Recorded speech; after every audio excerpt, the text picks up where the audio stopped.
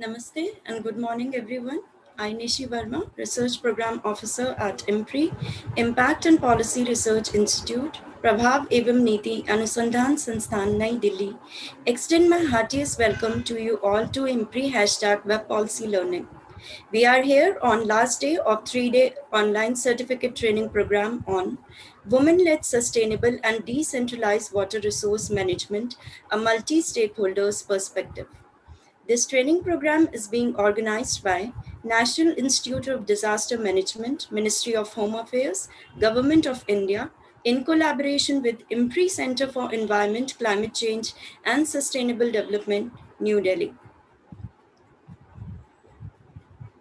Women are most often the collectors, users, and managers of water in the household and the farmers of irrigated and rain-fed crops.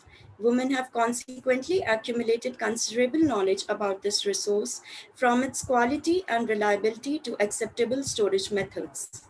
The advantages of engaging women in water management should by now be obvious. But unfortunately, women themselves are often unaware of their potential value and are not involved in water user associations, public water management bodies, and water committees, thus hindering the success of water management efforts. The lack of participation of women further hampers social equity and initiatives for empowering them. Increasing women involvement through policies and reforms in water management would bring benefits to individuals, society, and the conservation of masses. If sustainable resource development is the goal, local ownership and regulation are critical. For this to be truly successful, all users and stakeholders should be involved in developing water management and irrigation programs, including and perhaps first and foremost women. It is important to ensure that the water sector becomes more gender aware, a process that should begin with training programs for community and other grassroots mobilizers in this field. This 3-day online certificate training program precisely aims to do this. In these 3 days, we have an excellent and eminent panel of experts who would be sharing their knowledge on the above theme. The patron for the program is Major General Manoj Kumar Bindal, Executive Director, NIDM New Delhi. Our conveners include Professor Anil Kumar Gupta, Head ECDRM, NIDM New Delhi, Dr. Seema Mehta, CEO and Editorial Director at IMPRI. The moderator of the session is Dr. Seema Mehta. The coordinators of this online certificate training program are Ms. Kopal Verma from NIDM, Nishi Verma, Malcolm Anthony, Mahima Kapoor, and Ritika Sundar from IMPRI. I am sure you all must have gained a lot from previous 2 sessions with our experts from yesterday's session, Ms. Anjali Makhija, Chief Operating Officer, SM Sehgal Foundation, Dr. Marcela D'Souza, Director, WOTR Center for Resilient Studies, and Dr. Mansi Balbhargava, Entrepreneur, Researcher, and Educator, former Executive Director, Seki Waters.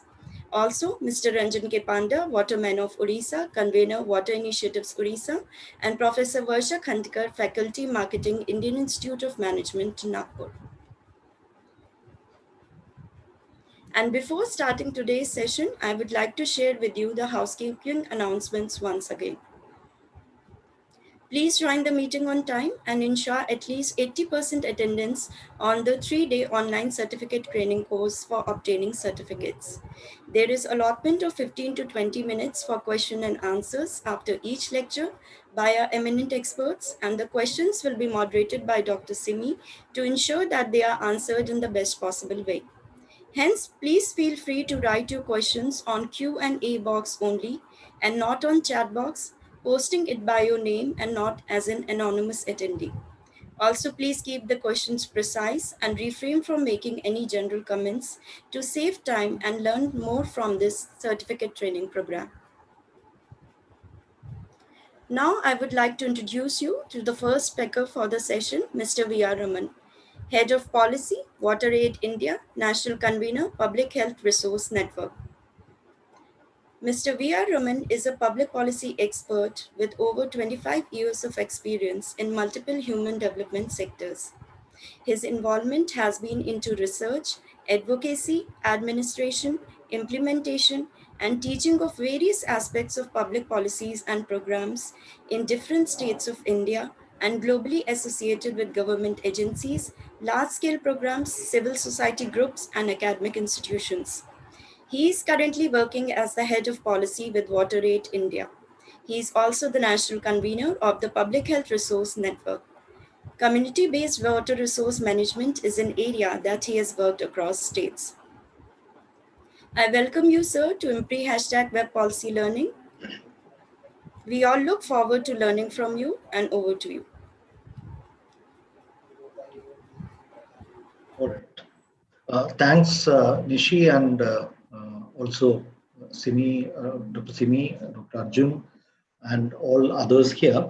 And I see that there are over 60 people now, and I hope more people will be coming in. So let me start, sharing my screen and take you through the topic of today. And so I hope you can see my screen now, and I'm putting it into full screen mode. Yes, sir. It is visible. Yeah. All right. So this is about building action towards community level disaster preparedness and resilience. How can women-led water resource management work for this? So the picture, the cover picture itself, you can see that what boys are doing here and what girls are doing here. So that the focus is on the girl here, and you can also see what the contribution of the male in this process. So that's why I have chosen this beautiful photograph by Sham Viswanathan. So I'll have little more detail to these issues while I'm going forward. This is something that is not the desirable, balance of the community that we are seeing in this picture, and I'll be building on further on this specific thoughts, and then going into the specifics of water resource management. And also, as an introduction, my entry into community-based water resource management happened as part of the National Literacy Mission in 1993. So this is 27 years now. So we had one specific initiative as part of the literacy mission, which was about community-based watershed development. From then to now I am full-time into the water sector, water sector. At that time, it was one of the activities that we used to do as part of our education-related initiative. And later, when I entered into the health sector also, we had lot many things to do with water, but that was more about water quality management and preventing contamination of water bodies, etc. But now it is about mainstream water sanitation and hygiene. So this over this journey of the last 27, 28 years, and also my informal work prior to that. So it's about so if I add my informal work, my water journey is it's from 1988. So little bit over 3 decades. So I've seen this changing scenario in water sector over the last 3 decades, how things were doing in different states and also in some parts of the world, including Africa, Latin America, and all that.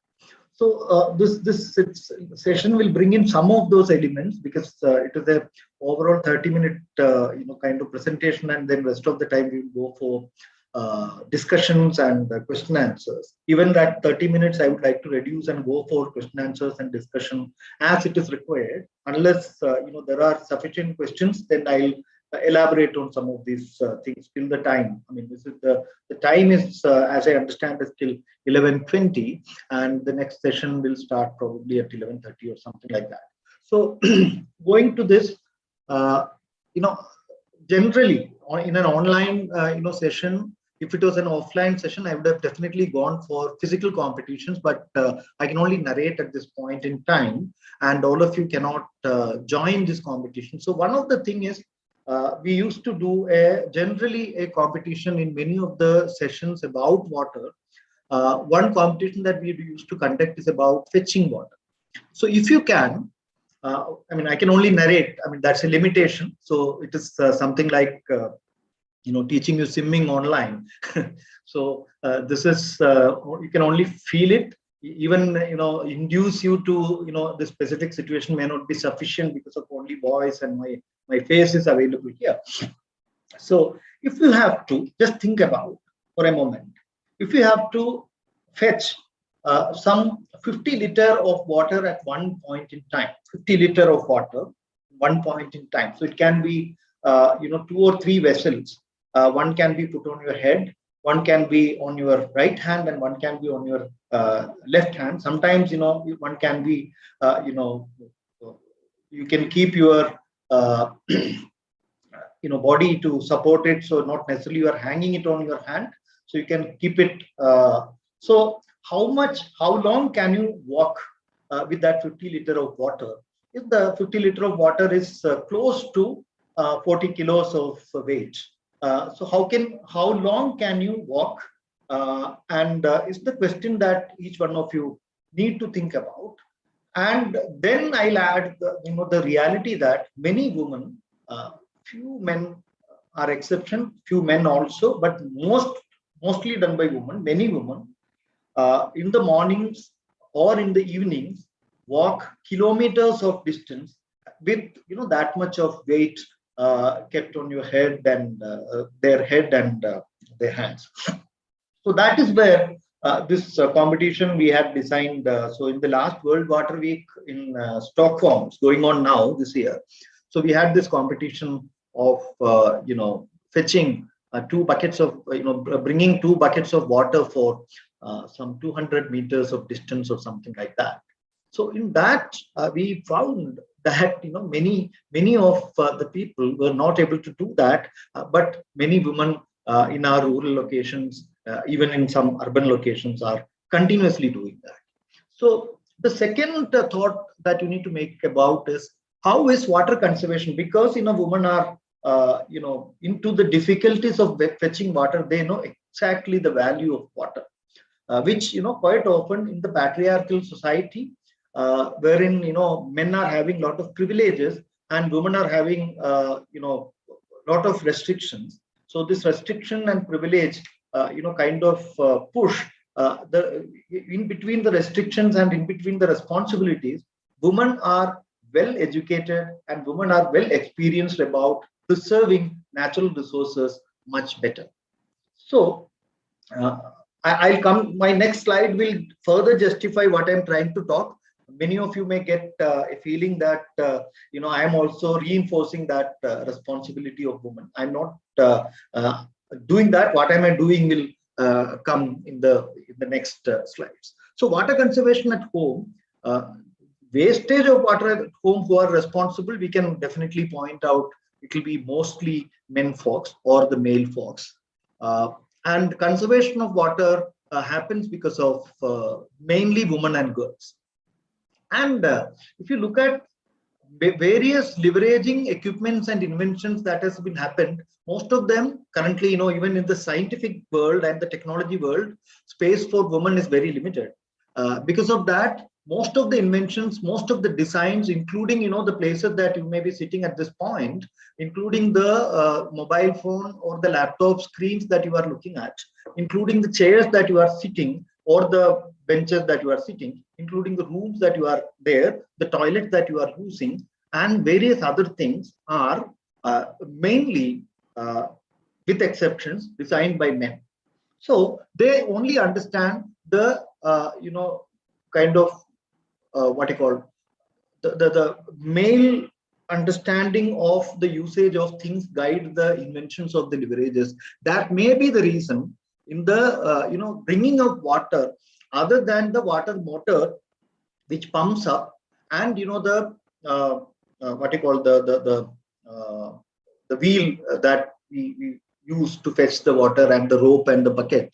The inventions in reducing the human what you call labor in bringing the water and maintaining the water is very limited. Even if they are there, they are designed, based on the requirements mainly of understood the way men understood it or male understood it. That is the way many of the things are designed. So if you look at the washing machines, they are wasting a lot of water because those people who invented the washing machine, might not have thought about the wastage, because they always got it either on the running mode in their bathrooms or in their kitchens, or they really don't know the labor behind, or the value of water. So many other inventions, you can look at how things are done. So the water resource management also mean to make our technologies, to make our inventions, to make our leveraging kind of initiatives, all that friendly to conserving and preserving and securing the water and water sources. So this is something that we need to keep in mind. So that is what I'm going to talk about, how we are going to think about really understanding the value of water, and then to move towards protecting it, preserving it, conserving it, and keeping it for the future, being a very, very precious and very, very important resource for William Wordsworth called it as an elixir. So that is the kind of understanding that we need to keep. So are we trying, when I'm talking about women-led water resource management, what do I mean? Is it about reinforcing the traditional role that women are playing in bringing water, in conserving water, in maintaining household chores, in helping everyone to have access to water? Is it that we are talking about when we are talking about women-led what do you call it, water resource management? Not actually. If you are thinking so, I'm sorry. That's not I mean by way of woman-led. So it is about handing over the control of water to women, and then assist them, to support them, and they lead, they decide, and they kind of because they know the value of it, and male folks often don't know the value of it. This is something that we are talking about, and women-led water resource management, when we are talking about, is about removing the patriarchy from water, and to become equals with women in protecting, in bringing, in preserving, in conserving, in securing, in whatever ways, to futuristically upholding the necessity of water. So this has several steps in optimizing the invaluable resource. One is about realizing the linkage of civilization and water. This is something historically we have to do. Whichever urban areas, whichever rural areas, wherever people would have made their bunch of either village or a town or whatever, one of the important things that they have made it, you can see that all the towns and all the cities across history are around water. So we are moving into an age, last month I was doing a talk for IMPRI that was about the role of civil society organizations in mitigating climate change, wherein this was around WASH kind of organization, water sanitation hygiene organizations. So this is something we need to realize. The second part is, which we already have discussed about, the pain of fetching this water, and then realizing the inequalities around water access and addressing them.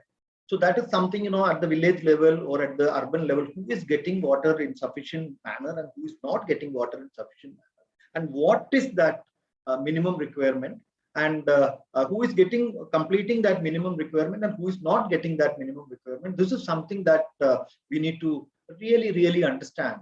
It is not about reducing water usage. Doesn't mean that we also will reduce water usage of people living in slum who are already getting less than 20 liter per capita. So maybe for them, water conservation or water resource management means enhancing their access. But for the community which is having access, the community which is having better access to water resources or maximum access to water resources, they will have to reduce it. So this is where the balancing of utilization happens. That is where the realizing and addressing the inequalities of around water happens. And then comes assessing the water situation and the vulnerability in terms of availability, in terms of access, in terms of groundwater situation, in terms of surface water situation, the levels and quality and various things. So we need to really look at and understand the situation of water and the vulnerabilities around water. Then comes knowing how much we need and how much we have. So this is an estimation of, I've already told about this when it comes to the inequalities, but it is also important to each individual to assess and each communities to assess how much water we need and how much water we have. And then it comes to knowing ways to fill the deficit or preserving the surplus. Sometimes, in some places you can have surplus. So then the job is about not expending it fully, but about preserving it for the future. And whenever there is a deficit, then it's about how to fill the deficit, how to fill the gap comes as the question. Then this is also something, there are many things I'm not telling about, how to do that. Probably I'm not telling here because that is something that you may need to further refer or read, because the 30-minute sessions will have its own limitations about speaking the how. And then the next one is about understanding water quality and health linkages. So whenever we are talking about water, we cannot escape speaking about health. So understanding what is the linkage between water quality or water safety and health. So we need to know that most of the diseases that we get, many of the diseases that we get, or a significant proportion of the diseases that humankind is getting are having their roots in either water quality or contamination of drinking water. So that also is water quality in a different manner. So, and then managing the water quality. So knowing the water quality is also very important for the kind of things that we are doing. And then it's about we waste a lot of water. So that the wastewater, how to manage the wastewater, how to recycle the wastewater, how to reuse the wastewater for those purposes wherever those recycled and recycled water could be used. And then our water sources, it is about ensuring sustainability of water resources. The next thing, the valuing of water, would definitely necessarily require sustainability of water sources. It can be dug well, it can be a bore well, it can be surface water source, it can be a lake, it can be river, all that. I mean, all those very specific water sources, we need to think about what you call sustainability of the. So that would require a lot of activities. Again, all these, which I have written here in one line, has a lot of activity for fulfilling those things. So these are not very easy things to be done, but yeah. And then protecting our water bodies and preventing water contamination, those flowing to those water bodies. So these water bodies include groundwater sources. That also includes surface water sources. So both of them, wherever we have contamination happening, or we need to prevent that. So the drainages from the towns, or the nalas from the towns or cities, or the drainages from the villages, whether they are going directly into water bodies or mixing with the water bodies. So before that, how to treat them, and how to avoid mixing up of human waste or animal waste in the drainage, and how to get the storm water separate from the drainage water. There are several questions that we need to think about and understand when it comes to protecting water bodies and water contamination. And next comes the valuation process. Next comes harvesting water, the rainwater I'm talking about. So we are getting this flow of rainwater is one of the major sources of our water stock. Our water, it goes back to the atmosphere by way of the process of evaporation and all that. And this water, when rains happen, that is one of the purest forms of water that we get. So how much can we collect, without letting it go to, flow and go to, mix with the ocean? Some of that part, or a considerable part of that, could be collected. Some of them can be sent into the ground, water sources, and some of them can be collected for, some amount of them can be collected for future purposes. So that is something that we need to think about. And then finally, we need to anticipate various disasters related to water, and addressing the linkages of water with each of these disasters. That is also something that we need to do. And finally, our democratic processes. I mean, this is something that I have added from my side, which some of you may think that why the elections are important. So I'm saying that we should see at this point in the time of climate change and disasters, we should be in a position to clearly make our elections as Waterloos for those people who are not respecting water.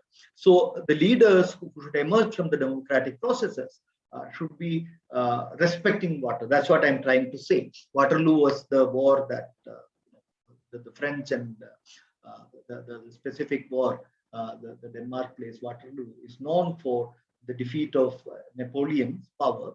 So here also I'm mentioning the power of those who disrespect water should be finished in our democratic processes, whosoever they are.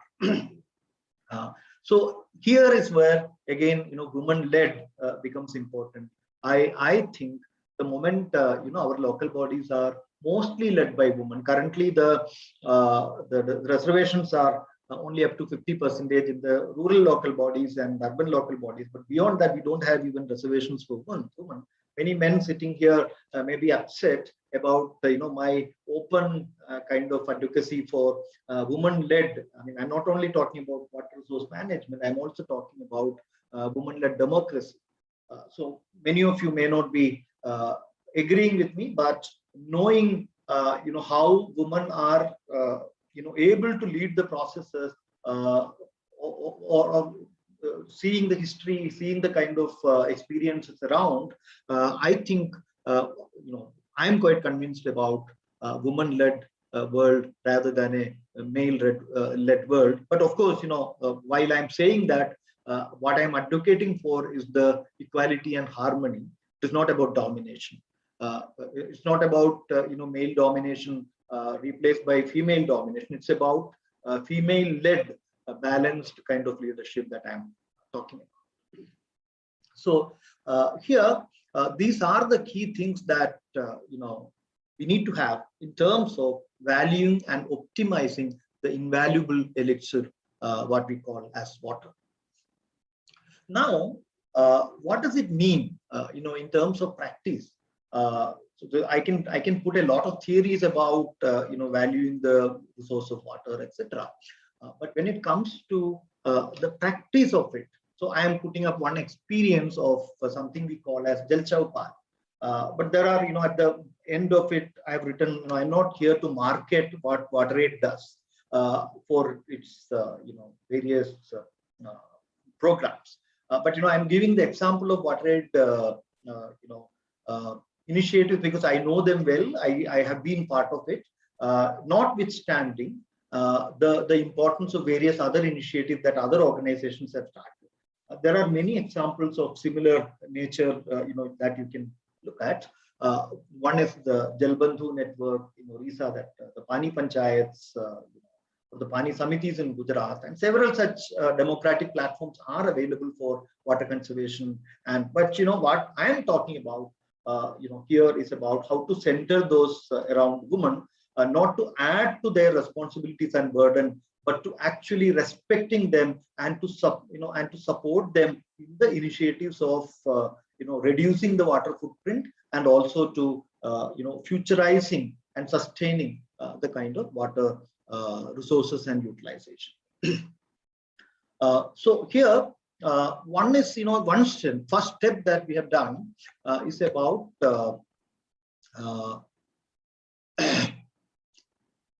what you call participatory vulnerability assessment. So this is quite important for any disaster related issues, because unless we understand what is the situation, so we need to use a tool. So maybe a community level participatory assessment about what was the groundwater level or water table at one point in time, and what is it now over the last 2-3 decades, what happened to the water table, how is the climate, felt climate is changing, what was the kind of green cover around, what all water bodies were present here, and currently what all are the water bodies available. If the traditional duck wells there are functional, or the water quality is good. So there are several things that you need to look at as part of participatory vulnerability assessment.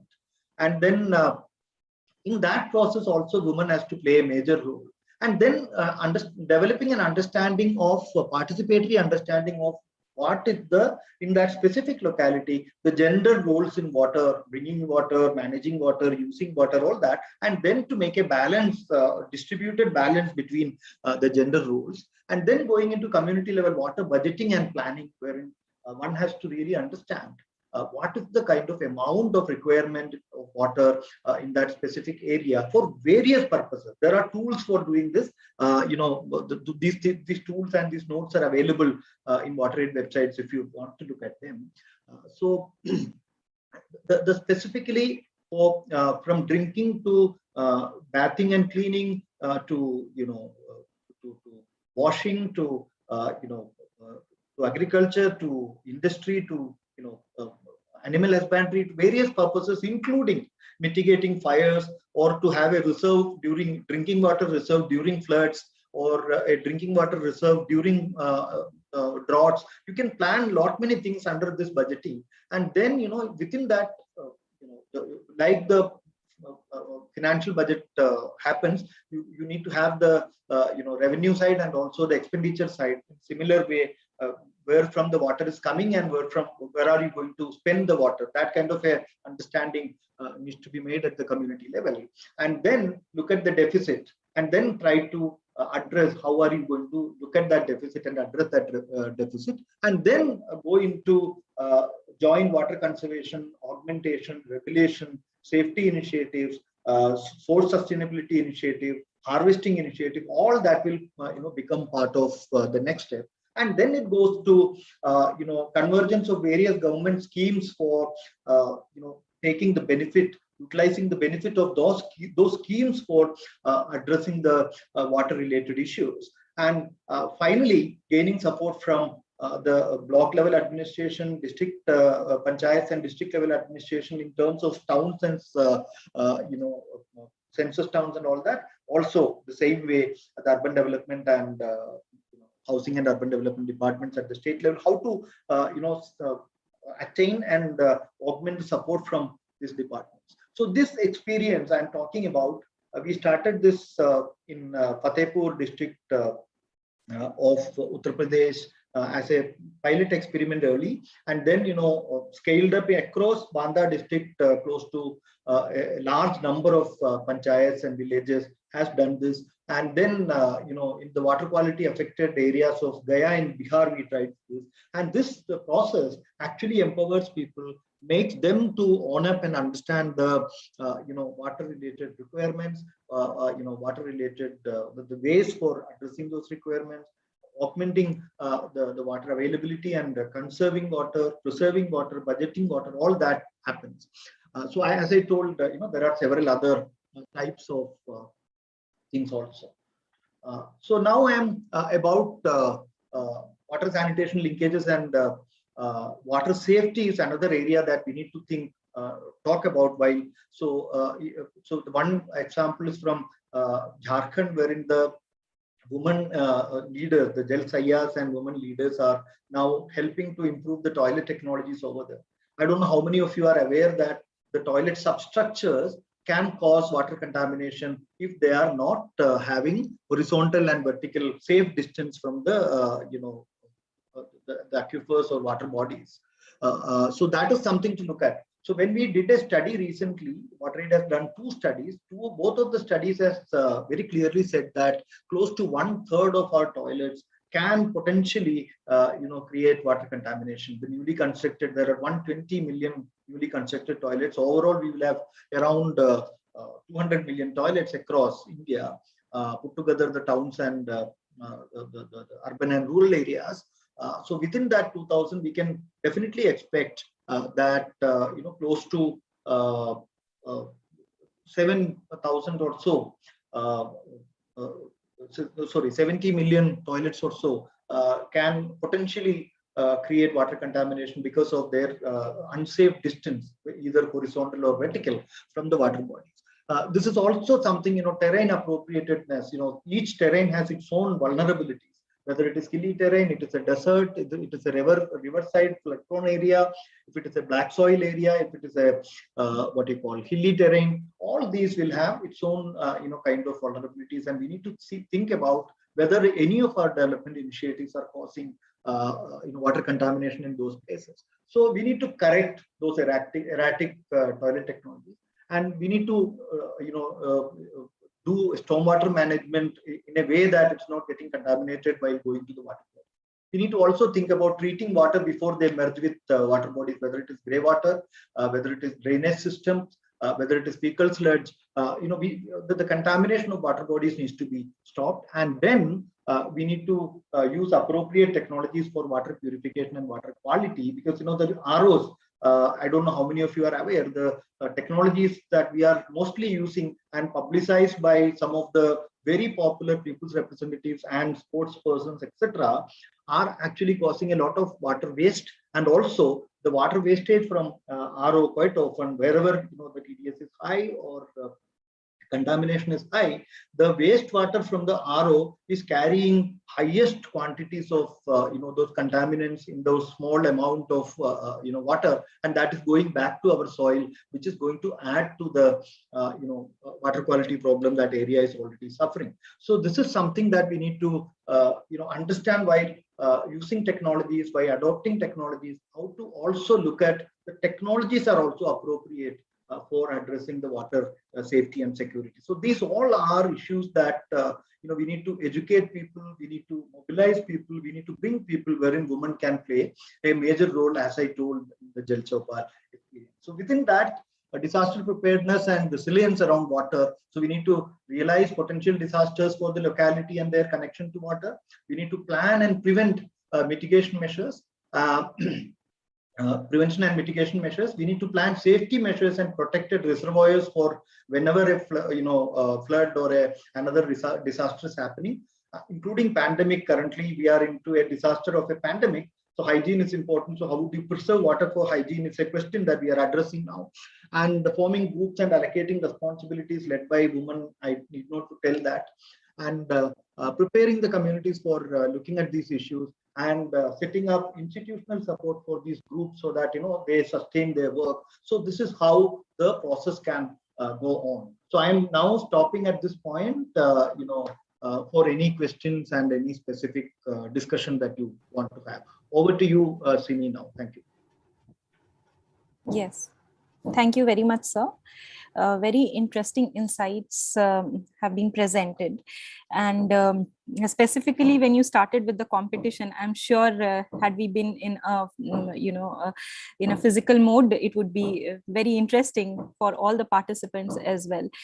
I was particularly drawn to the image of that of those two women who were having pots of I don't know, filled water or just empty pots, and the whole area was drought ridden in one of your slides.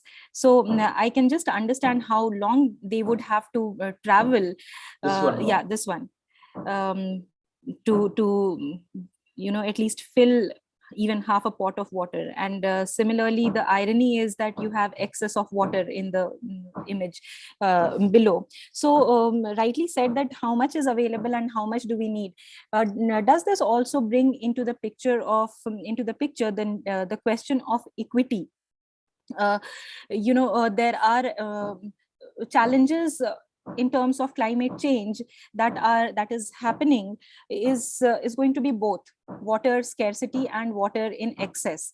So and then the sufferings will really percolate to the women and children, and also the vulnerable, especially those who are elderly, and of course women who have to perform all these duties. So how would you say, or how would you point towards the need for equity, and how do we actually move towards that in this changed climatic scenario? All right.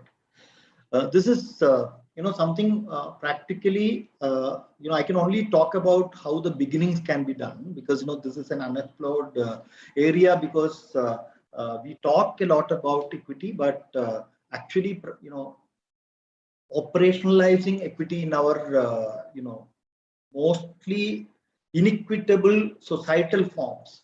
Only a couple of states in India has thought about how can you distribute the resources in an equitable manner. The fundamental resources I'm talking about, the basic resources that I'm talking about. In most other states, we don't have, whether it is land right, whether it is, where people live, and the most developed areas are, being captured by whichever kinds of elites of that specific locality, whether it is rural area, whether it is urban area. So the very important issue is to realize that we are in a deep rooted problem of inequality. Within that, many people are suffering and many people are living without much difficulty. So and not only and there are people, a very small percentage of people who are in the luxury of things. So there is a middle band which is having, which is meeting almost all their requirements, and there is a large lower band which is struggling to meet the ends, and there is a small, upper band which is in the luxury of everything. So we need to really think about, to talk about redistribution of the resources and all that, that can. That may not be easily digested even by many, the power distribution is such that even to speak these things in some of the current environments is not easy. So within that, we need to do a participatory exercise. So that's what I was talking about, this 93 experience. In 93, when we started to do this in Bihar, in Rajasthan, in Uttar Pradesh, in Haryana, in many North Indian states, one of the things that we could find was that a sitting together and a very what you call warm and very graceful dialogue makes some of the things happen at the rural level easily. But in the urban level, it is even more difficult, because the division of the powerful and the powerless is having borders set up. The slums are, what you call wire circled or whatever, and similarly you have gated colonies, etc.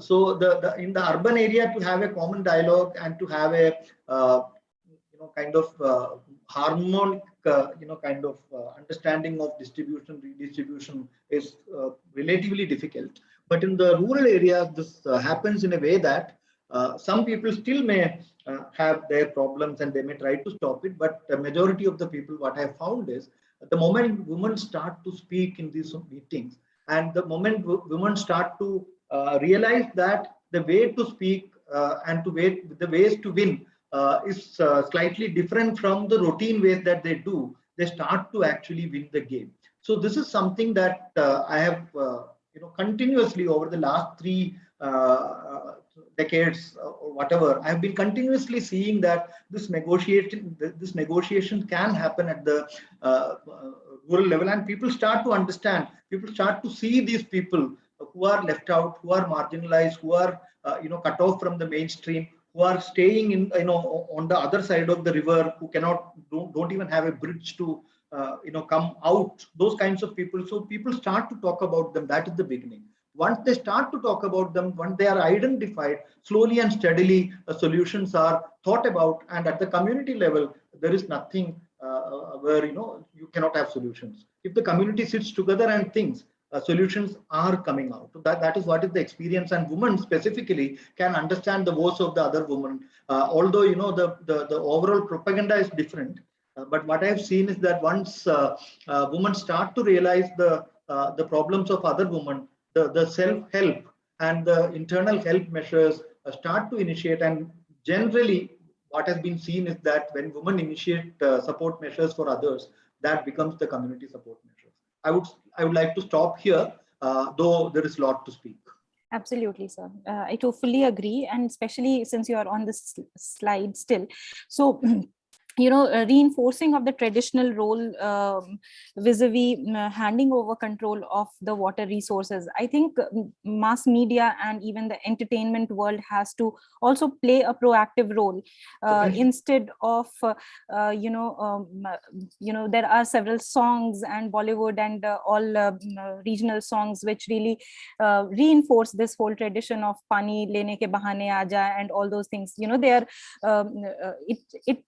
this conventional role of women who are the primary, they are actually providing a service. I'm not sure whether these two women, how much water would they be using for themselves, rather it is for the entire family. So they are actually providing a service to the family.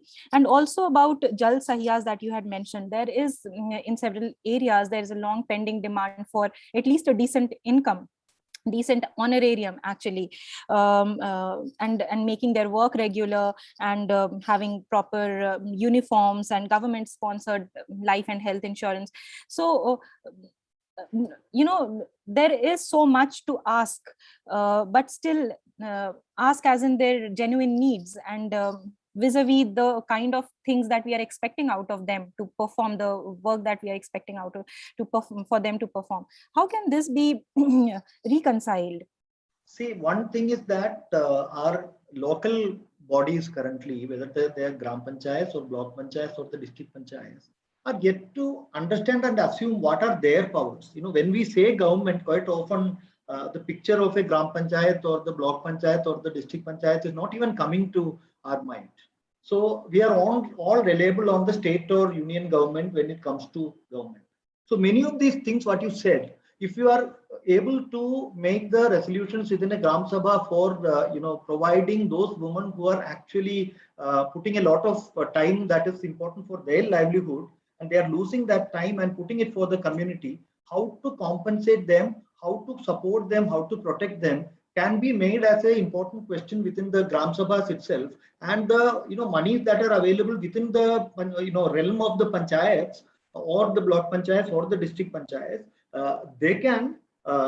they have the powers to allocate those monies for or the other resources for the specific purposes. So it is about creating not necessarily if you make it as an employment, then the entire character of community leadership changes. So if you put it as a leadership role, and whosoever is putting livelihood, has to lose livelihood for a specific purposes, they will be supported under these schemes or these budgets or this money. If there is a resolution for that, so many of the things can be solved locally.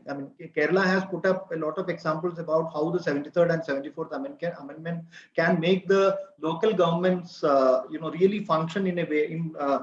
In many states like West Bengal also, you have the local doctors are now appointed by the panchayat. They are called the panchayat doctors.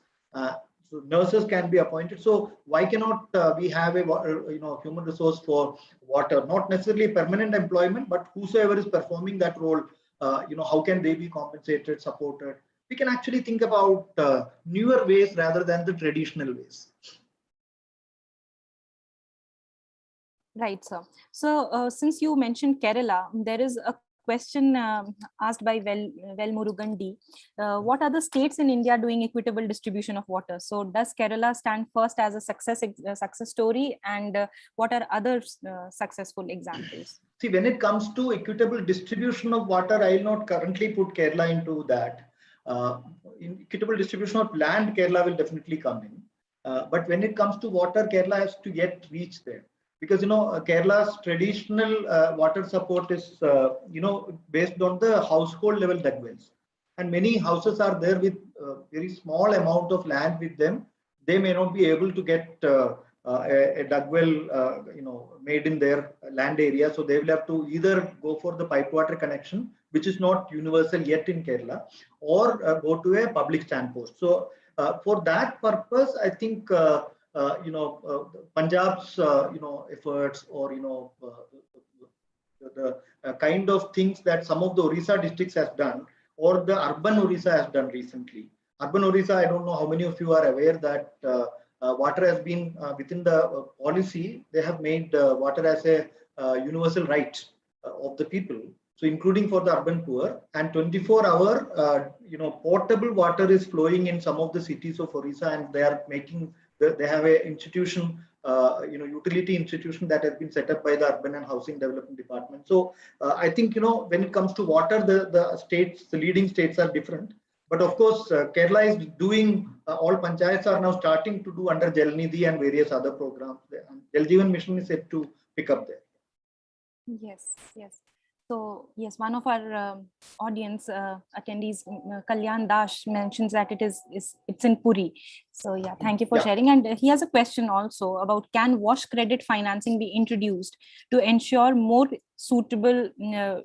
it is more suitable for women through the involvement of water self-help groups? See that there should be something basic. We need to define this. It's not about putting all responsibility into communities and women. So what is the basic that the government should provide? What is the thing that over and above what is government is providing at the household level, the people are supposed to put up, or the communities are supposed to put up?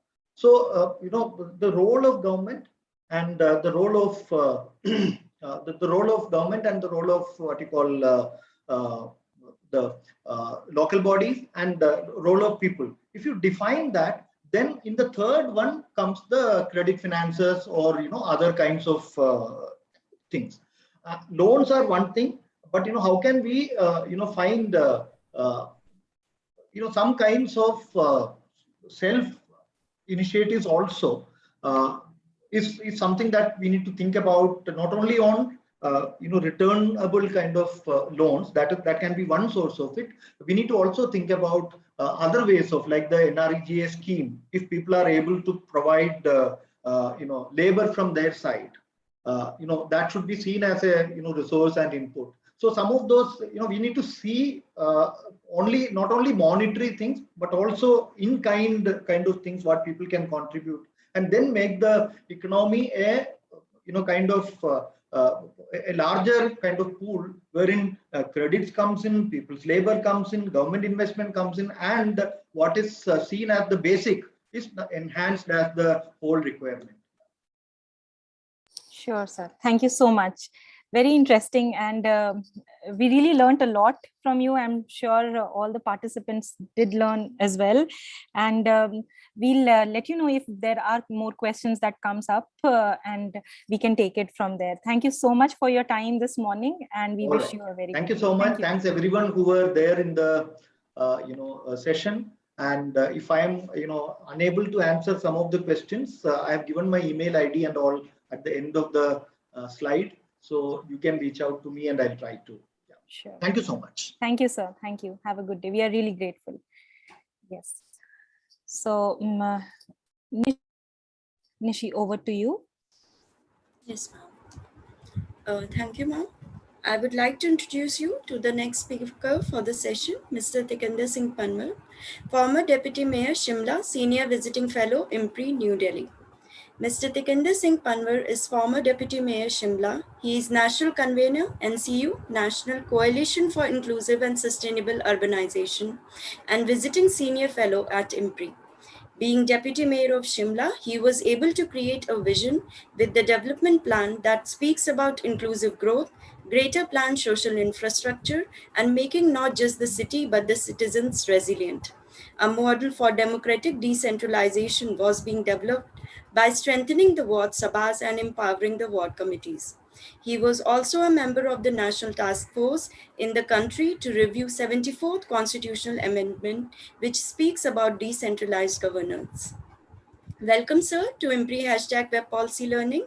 We all look forward to learning from you, and over to you. Okay. Hi, Raman. How are you? Good to see you. So,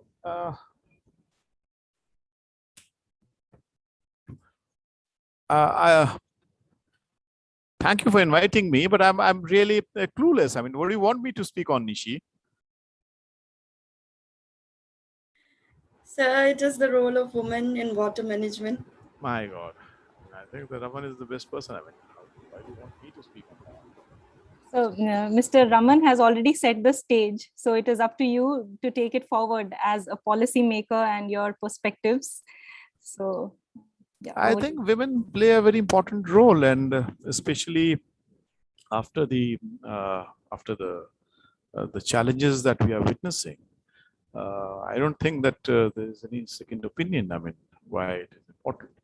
But what I also want to share is that as a general understanding, and that happens to be, the push that we are now witnessing in most of the cities, and actually, that's what I'll try to build my argument upon, and that is, when we are creating these water utilities in the cities. So how do we consider water to be? Do we consider water to be as a right or as a need? Because having served the city for 5 years and experiencing all those challenges, you'll be shocked that the first file that came to our office. By the way, how much time do I have, Nishi?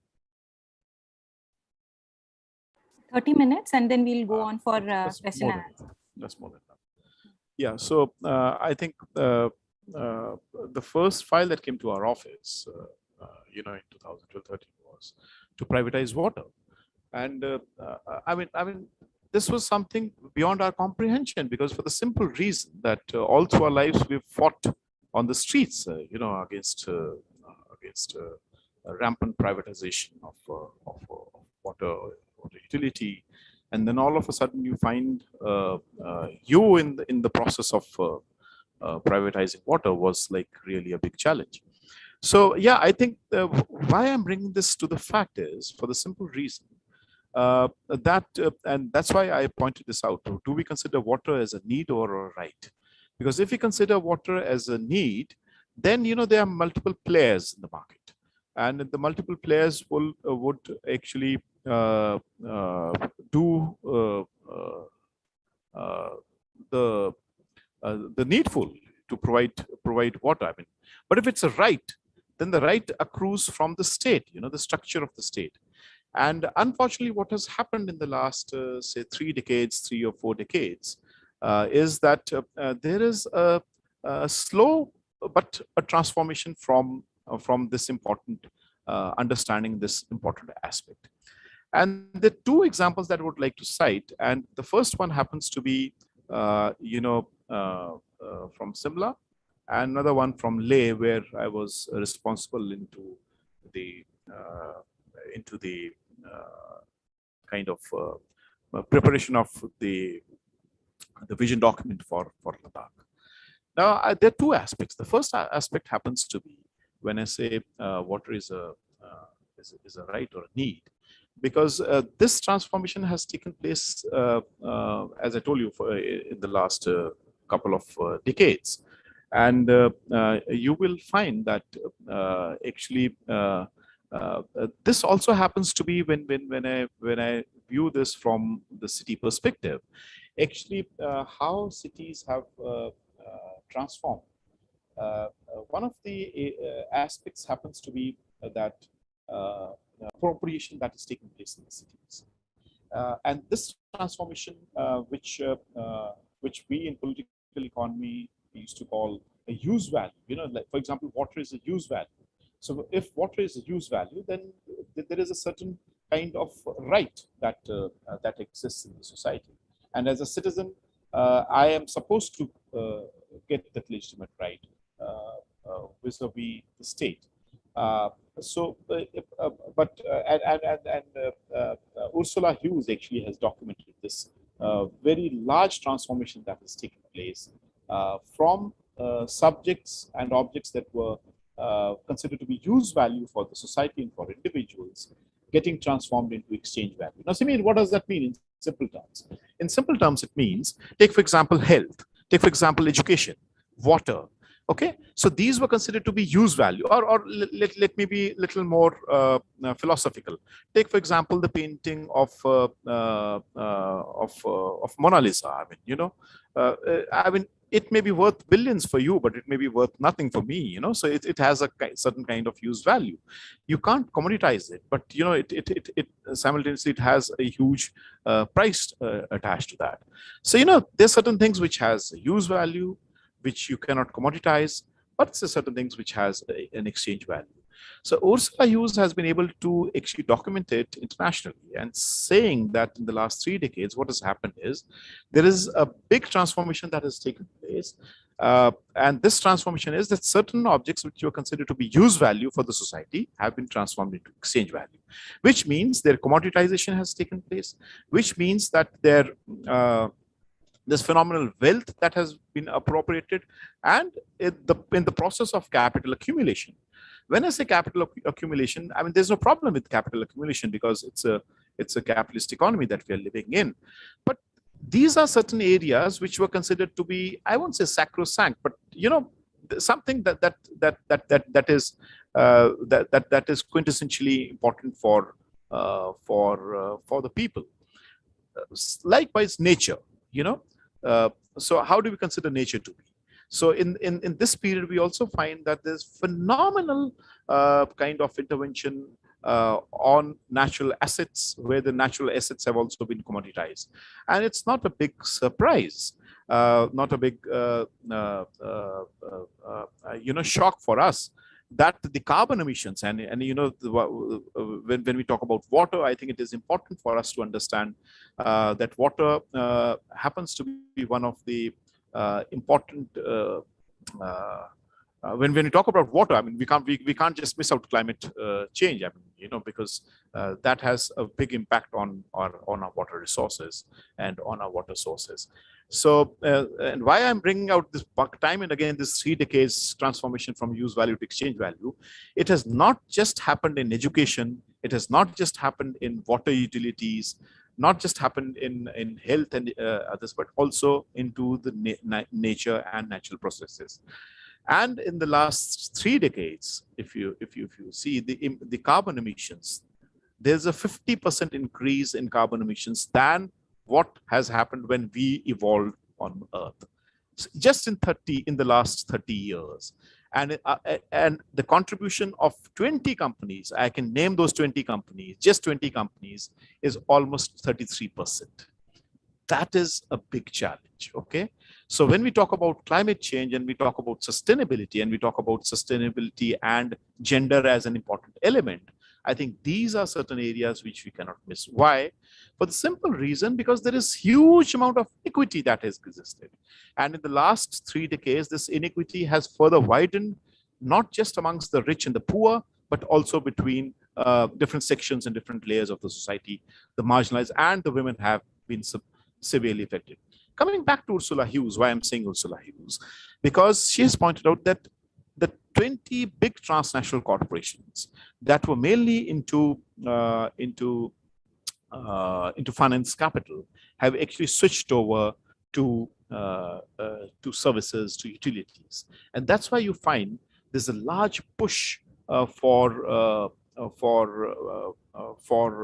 larger utilities, for big utilities, to enter cities and to have a gain on the utilities. And that's why you'll find, if you see most of the the city development plans that we are witnessing in the cities, and especially post JNNURM, post 1990s, I would say, these actually push for more capital intensive technologies.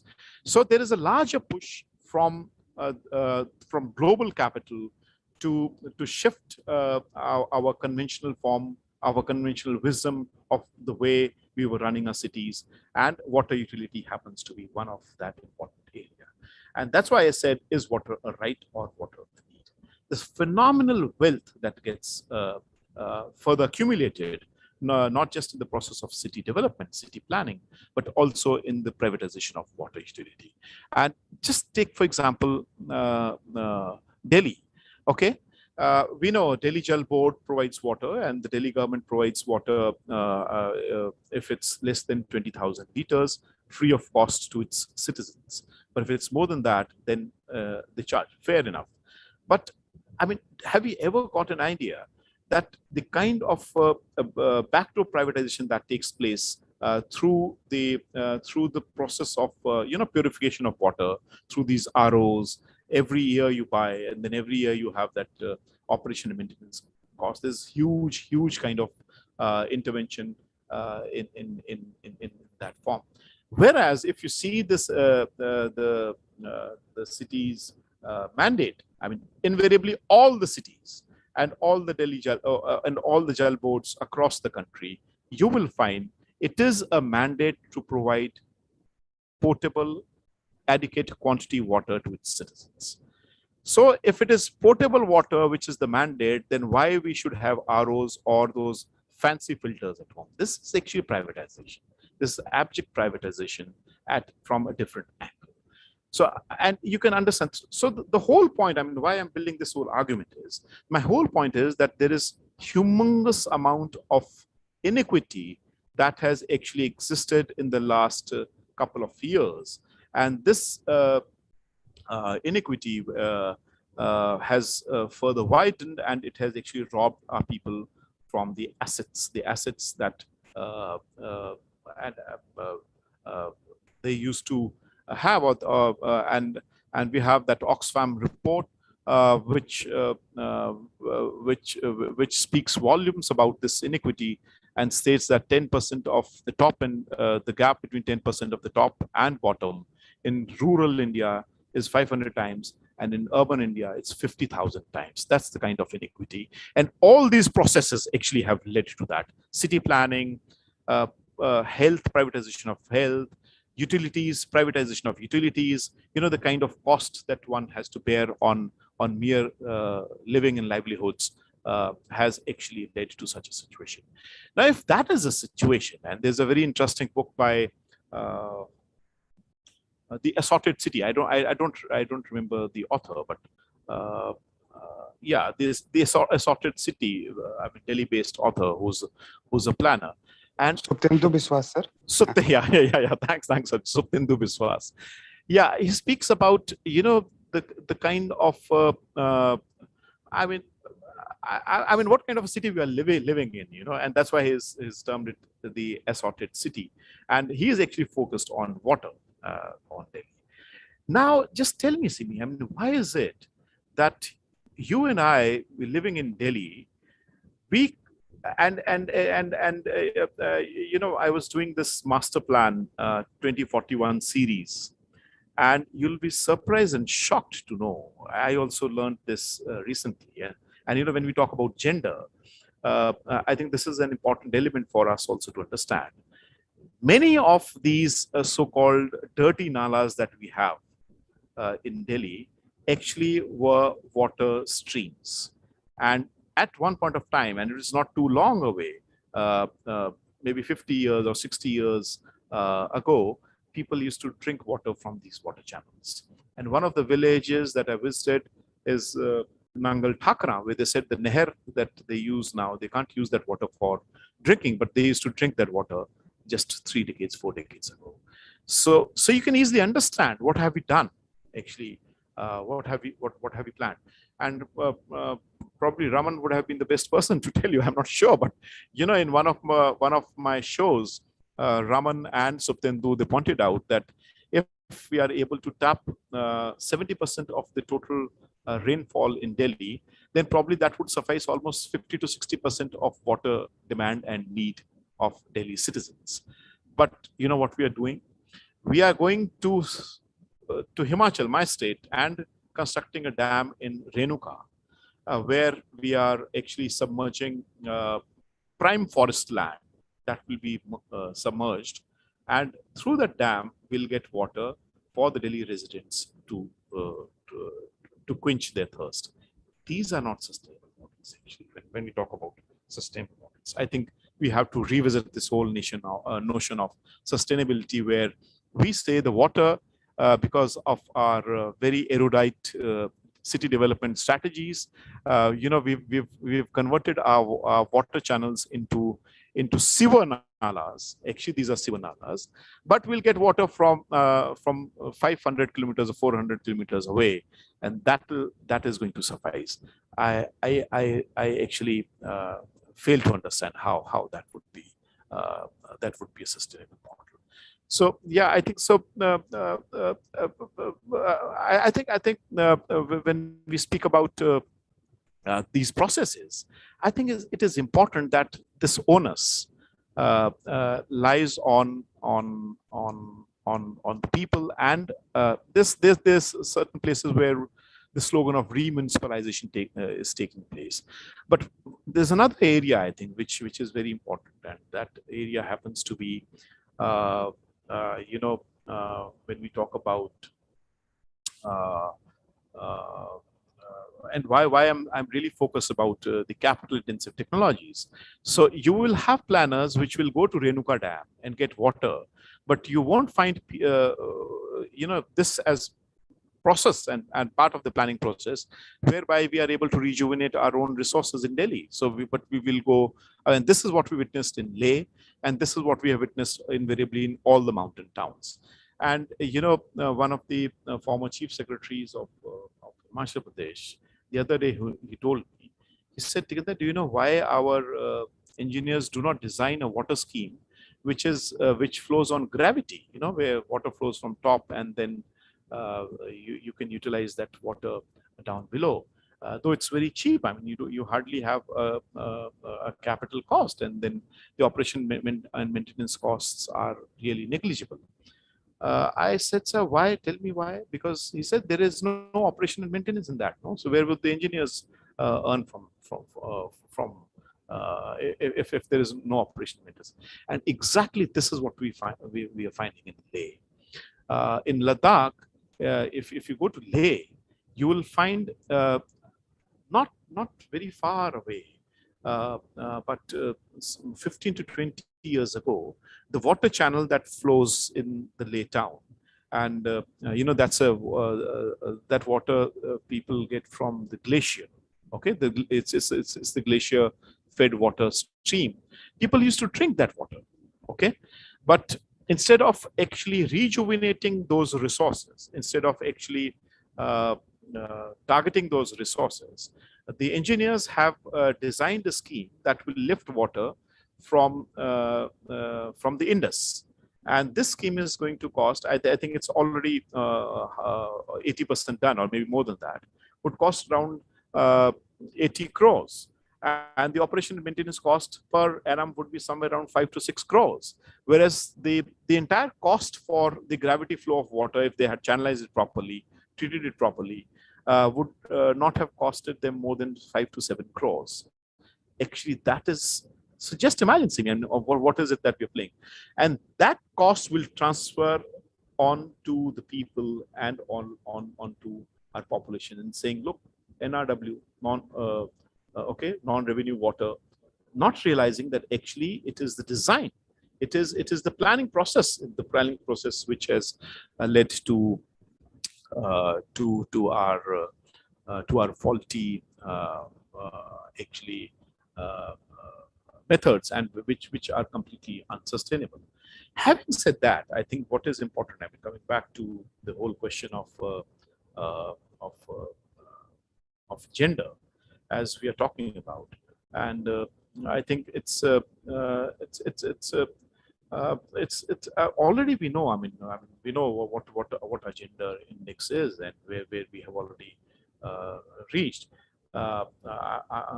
So I don't think that I have to repeat all that. But having said that, I think it is important then when we talk about water sustainability methods, I think it is also important that we work out the cost of producing water, because at the end of the day, if we are unable to provide adequate quantity of water, and at the end of the day, if you are able to provide potable water, then the largest sufferer happens to be the women, for the simple reason because it is the women who would hold back and fetch water, or maybe who would in the towns and cities lose their their work. So I think it is it is imperative when we are talking about cities and we're talking about design, that the water utility and water management is done in such a manner where it's not just the quantity that we are focusing on, but also the potability of water, which is actually quintessential for the sustainability of water utilities. I think that is all, Simi, I would like to state here, and not going further, because and if there are questions, probably I'll be pretty happy to take them. Yeah. Sure. Thank you so much, sir. Your insights are very, very important, and it really opens a lot of ideas and a lot of questions. In fact, it can all be rhetorics, that why things are like this, but still we have to live with it. For example, you mentioned about the changed climate scenario, and I would like to begin with that only. Just yesterday we had the news that by the end of this century, Kolkata is going to witness 4.5 degrees Celsius rise in the temperature. So we can only imagine what will be the situation in terms of water availability and water security, basically, accessibility and affordability. And when you rightly pointed out, when we talk about water security, water insecurity, it is the women who bear the brunt of this kind of an insecurity. Plus, drawing our attention towards Chennai, it's already the water has already almost finished. It's near to nil. So again, what will happen? You mentioned this question, what is going to happen? So, sir, water riots, what are your thoughts about this? Is it just imminent? Is it just knocking at the door? No, Simi, no. I think deliberately I didn't mention that, because working on to the solutions. I think what we desperately require is, and that's why I provocatively said that, this is a completely unsustainable model that you go to Renuka and get water for Delhi. Actually, what we desperately require is to create and some of the conventional wisdoms. I mean, we have to go back to that. Not that all that was past was bad. I don't buy that argument. Now, take for example Gurgaon. Okay, and that's why I said when we looked at the master plan Delhi, unfortunately the master plan doesn't speak about rejuvenating all those water bodies. And actually these water bodies in Delhi used to be what in North India we call Shamlat Bhumi. Shamlat is village common land. Okay, that's what Shamlat is called. And in common parlance, it's called Johor. So Johor is where you have water. Okay, so you create that space so that you have enough water and you store that water. And from different channels, water actually gets stored.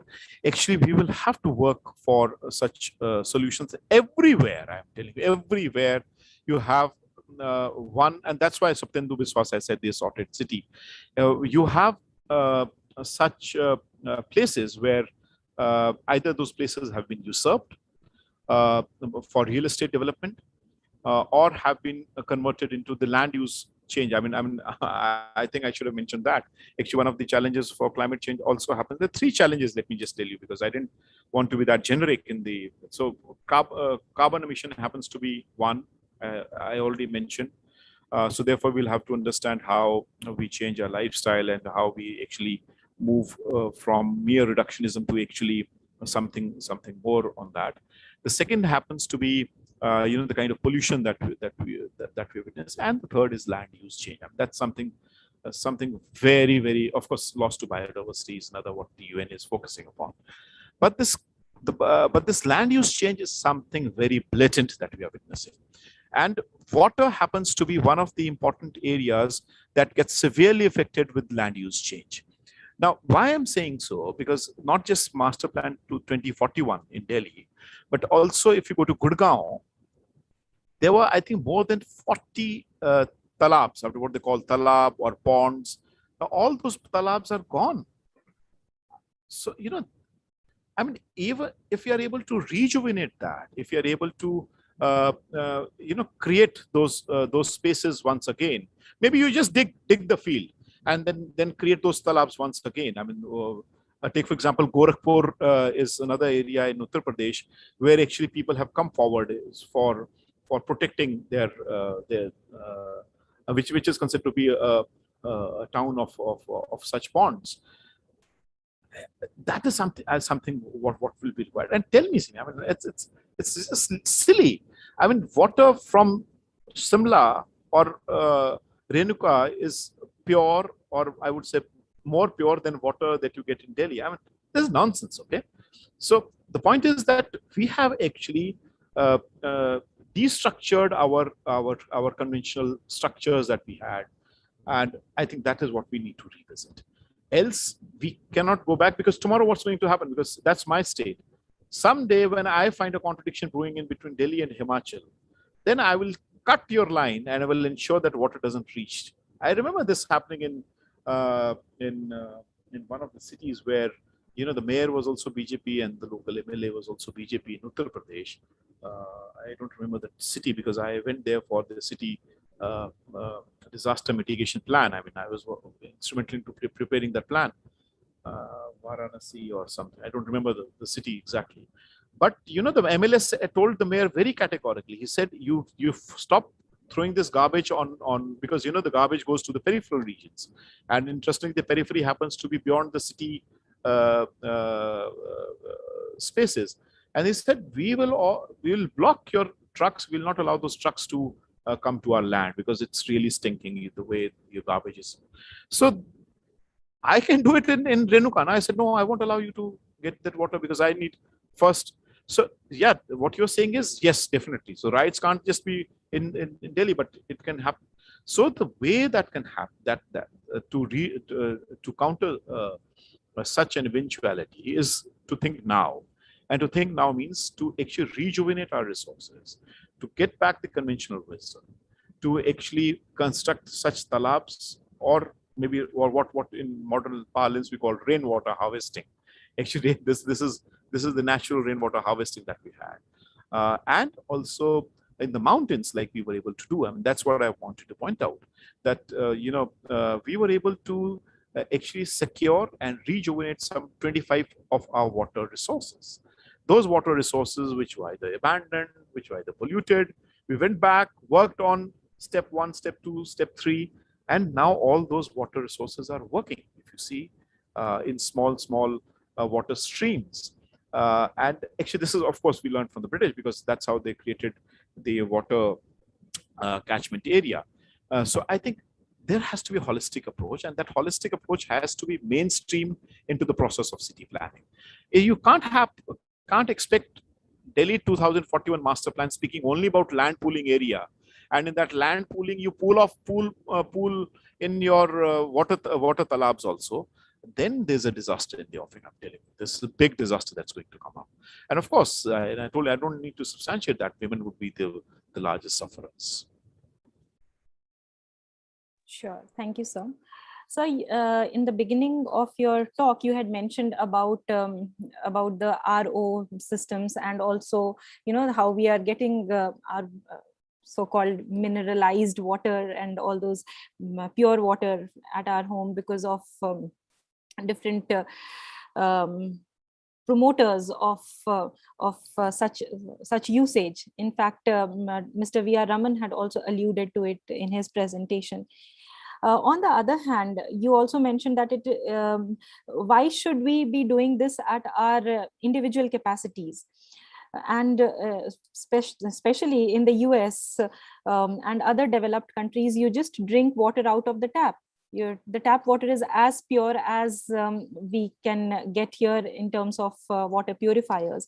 So do you think that this kind of the operations and management of purifying water right at the source from wherever we are getting, the government is supplying, should it have been there? Or what are the challenges that this is not being made possible in India, especially in places like Delhi, and of course other places also, that we are not that we have to invest, each family or each household has to invest money, huge amounts of money, as you rightly pointed out, and annual maintenance and all those things are there. So what is stopping them? And are the governments backsliding from their duties of providing this very invaluable service? Simi, that's why I give that provocative statement. No, is water a right or a need? See, if it's a need, then Bisleri is always there. No, yeah. Then you have Bisleris and which are, I mean, all those. By the way, you're post 90s born or pre 90s, Simi? Pre. Well, then you may be having an idea, because earlier when you used to travel, I mean, heavens never fell even when we were like in the 80s, okay? And when we used to travel in a train, then we used to get out of the train, fill our water containers at the station, drink water and move on. Didn't we do that? So we have tried that, no? But all of a sudden, why this push and rush post 90s? That's why I said post 90s, for Bisleri and because definitely there's a cue to the water quality. I'll address that a little later. But at the same time, there is also a push from these large capital-intensive technological companies who say, look, this is the way. For example, RO companies. Okay, I just wrote an article. I wrote an article long ago, but where I pointed out that just the operation and maintenance of ROs in Delhi is around 2,000 crore business, just operation. Forget about the capital. It's huge business for them. And it's huge business for them also means that, they desperately, deliberately want us to they'll hammer us down. Look, your water is not good, you'll die. Did we die in 80s? I mean, we've been drinking that water all through our lives. But all of a sudden, what is it that has happened? That's the first thing. Second thing I said, it's not that we can't do it. And this is what we learned in Simla. And I want to, reiterate it time and again. The beauty, of course, the utility that we created is now a model for the World Bank, and not the way we wanted to do it, but still, it is definitely. And one of the reasons that we were able to build that utility is that every alternate year before us, there was this epidemic of hepatitis B. People used to get infected and 20-30 used to die every alternate year, and maybe 3,000, 4,000 used to get infected in Simla, despite the fact that we get one of the best forms of water from the roots of citrus and oak, which is considered to be very good quality water. Why was this happening? This was happening because, in one of the water streams called Ashwini Khad, 5 kilometers upstream, a sewage treatment plant was constructed by some of the very good engineers. And actually, it was raw sewer that was flowing in that water treatment plant. And every alternate year, now why every alternate year? Because then we checked the data from the meteorological department. That is the period when we had less rainfall in the winters. So when you had less rainfall, the concentration of sewer was higher, and that's how people got infected. So this was happening since 1995, I'm telling you. We got elected in 2012. So once it happened when we were there in office, when I was there part of the city government team, and the water was being supplied. Now there was duality in the system, supplied by the city government, a parastatal called the IPH, Irrigation Public Health Department. We told the government that, look, this is your water. It's infected, it's contaminated. You are providing us with such water and our people are dying. They said, no, how can you mistrust or doubt a government agency? Actually, it is contamination at your end, not at the source, but at the end of the delivery. We said, okay, fine. Then we got the NIV Pune, National Institute of Virology. And just try to understand the nuances of the structural aspect and the governance that happens. And the NIV Pune was able to decode the genome of the virus. And they said, the virus that is found in human blood samples, water sample, and sewage is the same. Okay, so we went back to the government. We said, no, this shit is your business. Either you take the entire system or don't leave it that you produce water and we distribute. Either we produce water and we distribute. This duality should not exist. The government said, you take it. We took this system, created a utility called, and we integrated the entire system, by the way, right from every drop of water that we lifted. So it was called Greater Shimla Water Supply and Sewerage Circle. The one was that we wanted adequate quantity, and second was potability, because people were dying of that water. No? Simi, can you believe it's been, what, 6 years now? Not a single case of hepatitis has been reported. Because the kind of interventions and the kind of onus responsibility that we built, of course, we abandoned one of the sources because we didn't want to lift sewer to and to make it drinkable for our people. But the beauty is now you don't want those filters. You just drink tap water. So whosoever was coming to my office, I drank that water all through. And whenever, someone visited my office, I said, hey, we don't use RO, we use the tap water. You go to Simla and the tap water is potable. I stand as the counter guarantee. And why? Because the tests are done not in any private lab or, it's done by the medical college microbiology department every day. And you can see the tests. So, that transparency question is also there.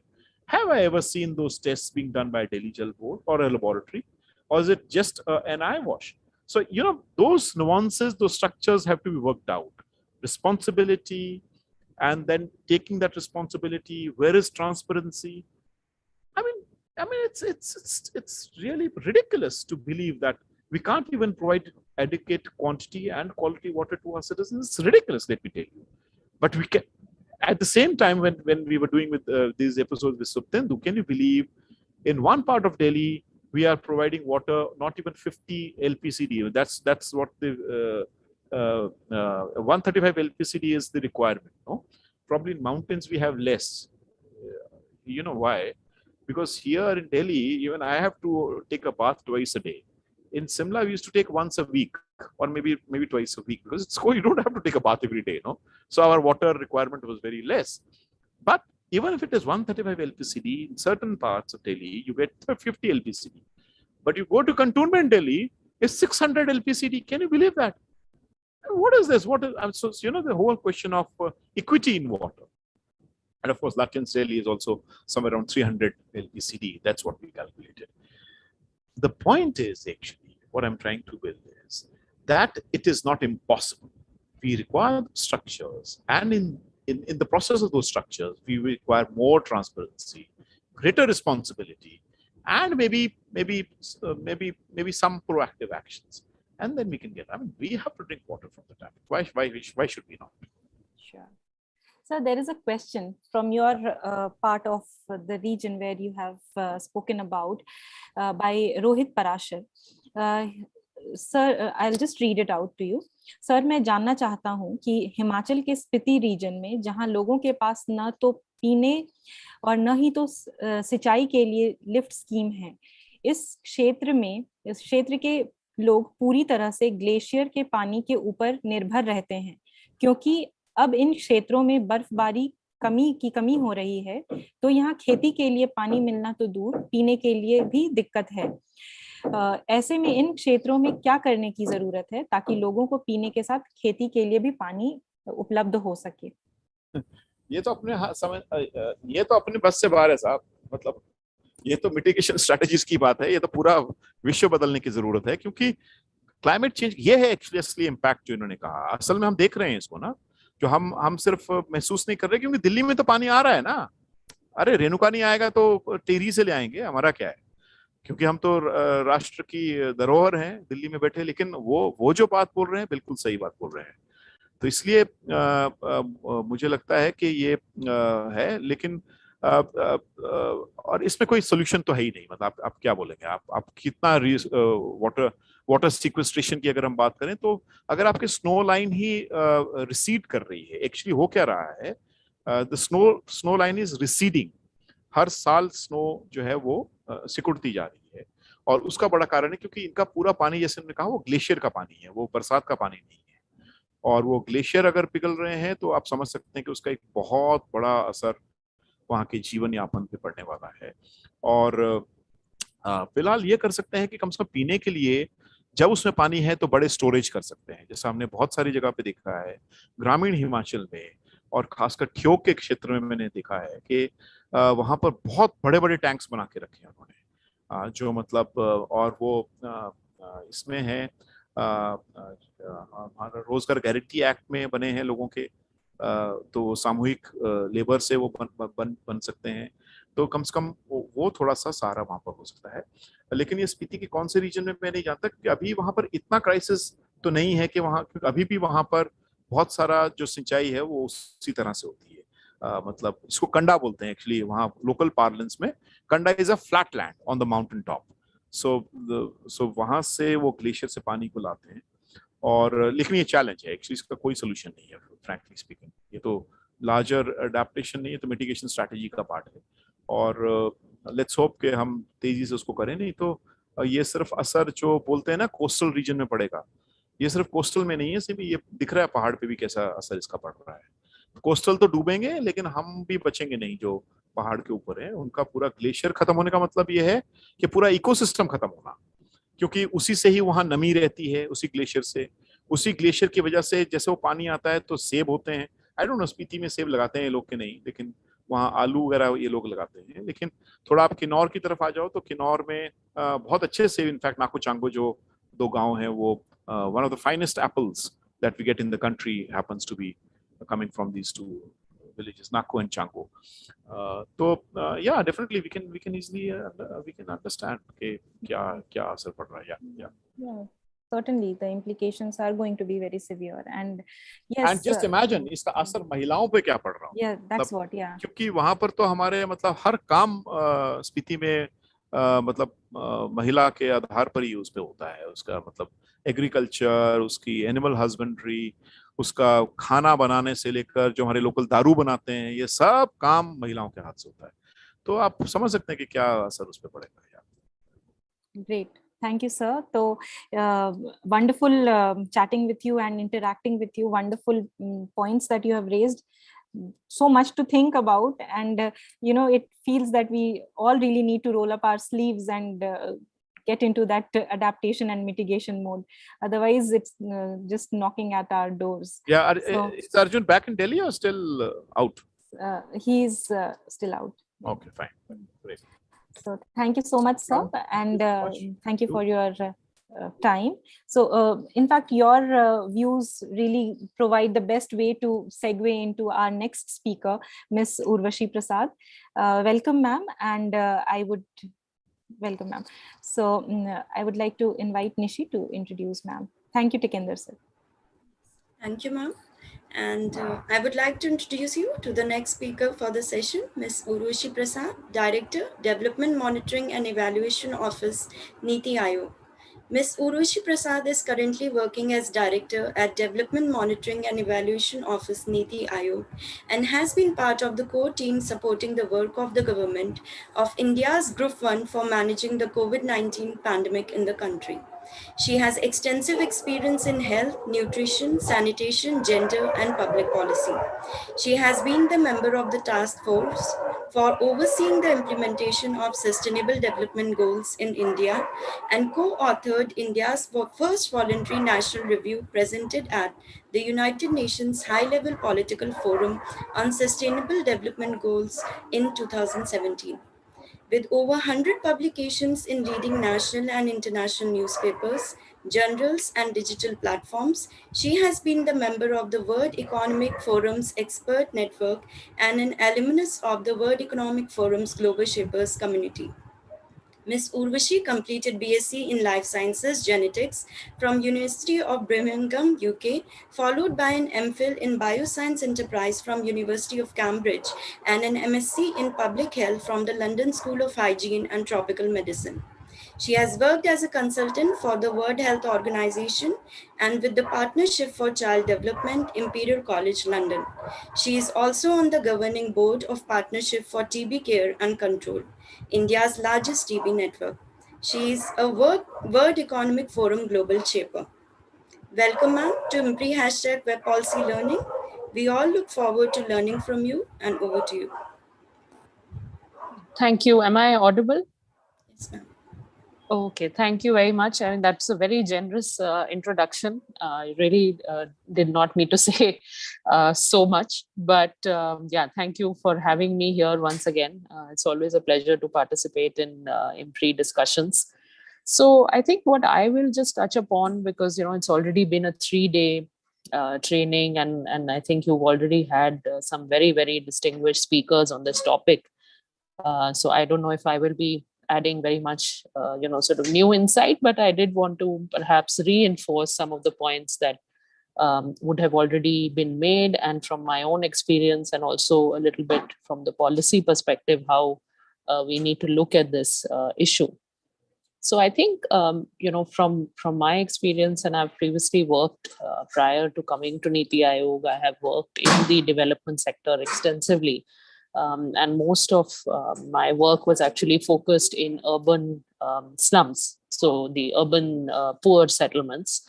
And I think one of the biggest, learnings of my time and my work there was very clearly the extensive role that local communities play, and the very, very important role that they play.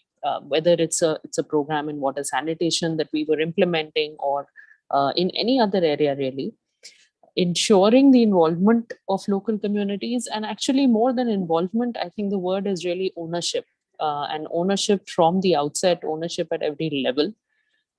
Because especially when we are going into a community as development partners, or even a government which is implementing a program, we can have a certain sense, almost a certain arrogance, that we know the solutions, we know what would work, we know what is best for people.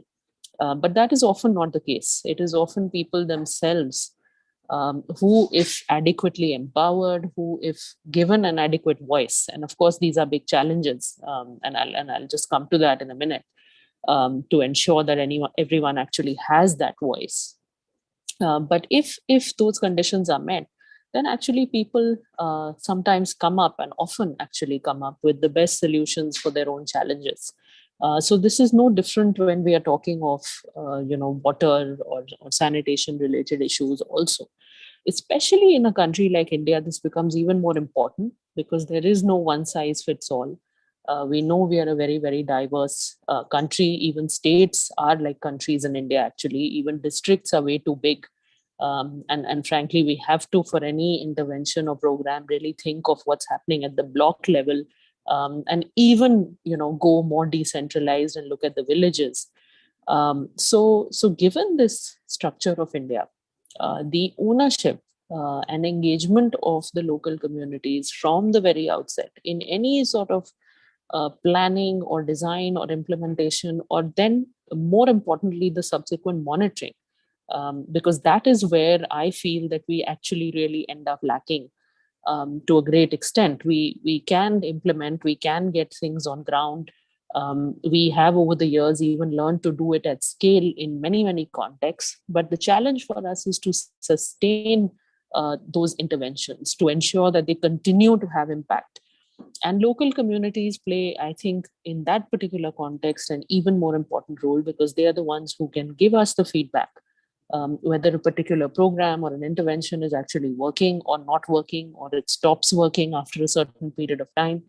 So I, am a very, very strong believer and advocate for community ownership not just involvement. I think involvement is sometimes a little bit of a weaker, terminology, and it sort of suggests that yes, we might take the views of the local community, but I think it's much more important to give them that ownership, give them that sort of confidence that they are the ones who are actually designing the solutions for their own unique challenges. And they are the best position to do that because they are living those challenges every single day. Which somebody coming in from the outside, which, as I said, it could be a development partner, it could be a government stakeholder, is never going to be as well positioned as the communities themselves.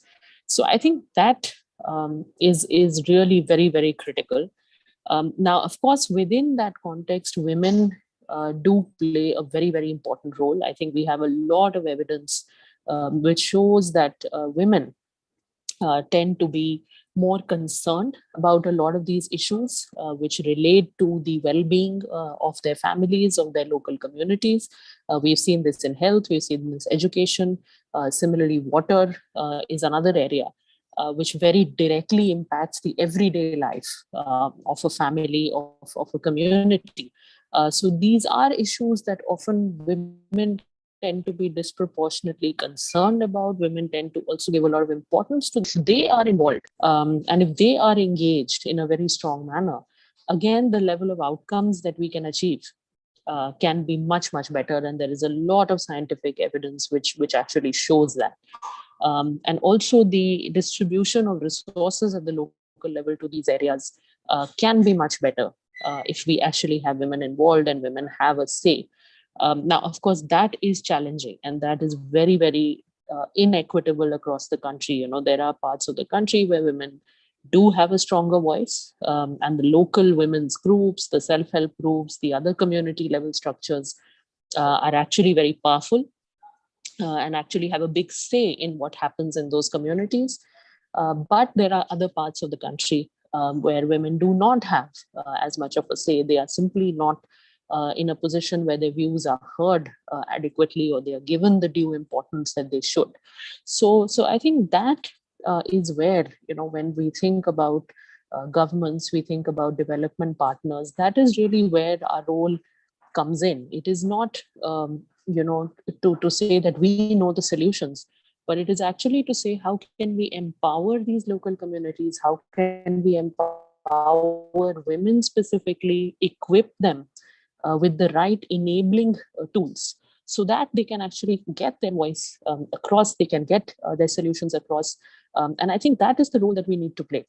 More than, as I said, when we look at it from the outside, we're often very solution oriented. We want to jump to a solution, we want to offer a solution quickly. But I think much more than that, our role should be in enabling and empowering the knowledge that already exists in the local community, and making sure that all those voices are heard. And there are systems and structures for doing that. We have community level structures like SHGs, which work very well, again, in certain parts of the country. But in other parts of the country, like the urban areas where I worked in, a lot of the informal settlement areas I worked in, or the slum areas, it was sometimes very difficult to form groups like these because they were largely migratory populations. People didn't trust each other as much. People didn't know each other as much. You could be in a situation where your neighbor is there for a few weeks in a year living next to you, but then might go back to their village. Somebody else might come. So it's quite different in certain contexts. It's not the same as it might work in a particular village with, the Gram Panchayat and, the other sort of structures we have. So of course, the urban-rural distinction also becomes very, very important here.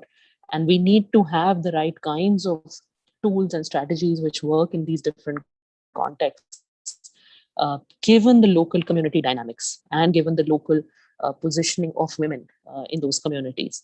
So I think that is really where I feel that, whether we are governments or we are thinking of it from a policy point of view or development partners, that is really the sort of role that we should be playing here, is really of an enabler, is of providing the right set of tools to the local communities, empowering them, making sure that those voices are consistently heard. And there is an equal platform for all voices to be heard, because inherently there's a lot of inequities related to, caste or religion or various other factors that we know are all at play. So I think that's a massive and complex challenge to address. But frankly, that is really where a lot of our focus has to be. If we want to ensure that some of these massive challenges, water resources, we know this in our country is already a big challenge, and in the months and years to come, this is something which could become even more problematic. And certainly a lot of the data and the analysis and the statistics do suggest that. So if we are to find, sustainable, localized solutions to these very seemingly intractable and massive challenges, we need to take up this hard work of enabling and empowering those communities, giving them those right tools, giving them the voice that they have, but making sure that they are able to express it in a way that is heard by one and all. And here, I think the local government structures also play a very important role. We at NITI Aayog in the policy level, we're thinking a lot about, how do we think of decentralization? How do we think of community ownership? And the local governments have a very big role to play. Because the communities, they can be empowered, they can be organized, they can have a voice. But if they don't have a responsive set of mechanisms at the other end to really address their concerns or to address the local challenges, then it's not going to work. So we need both sides of the equation to be really working if the overall concept is to be successful.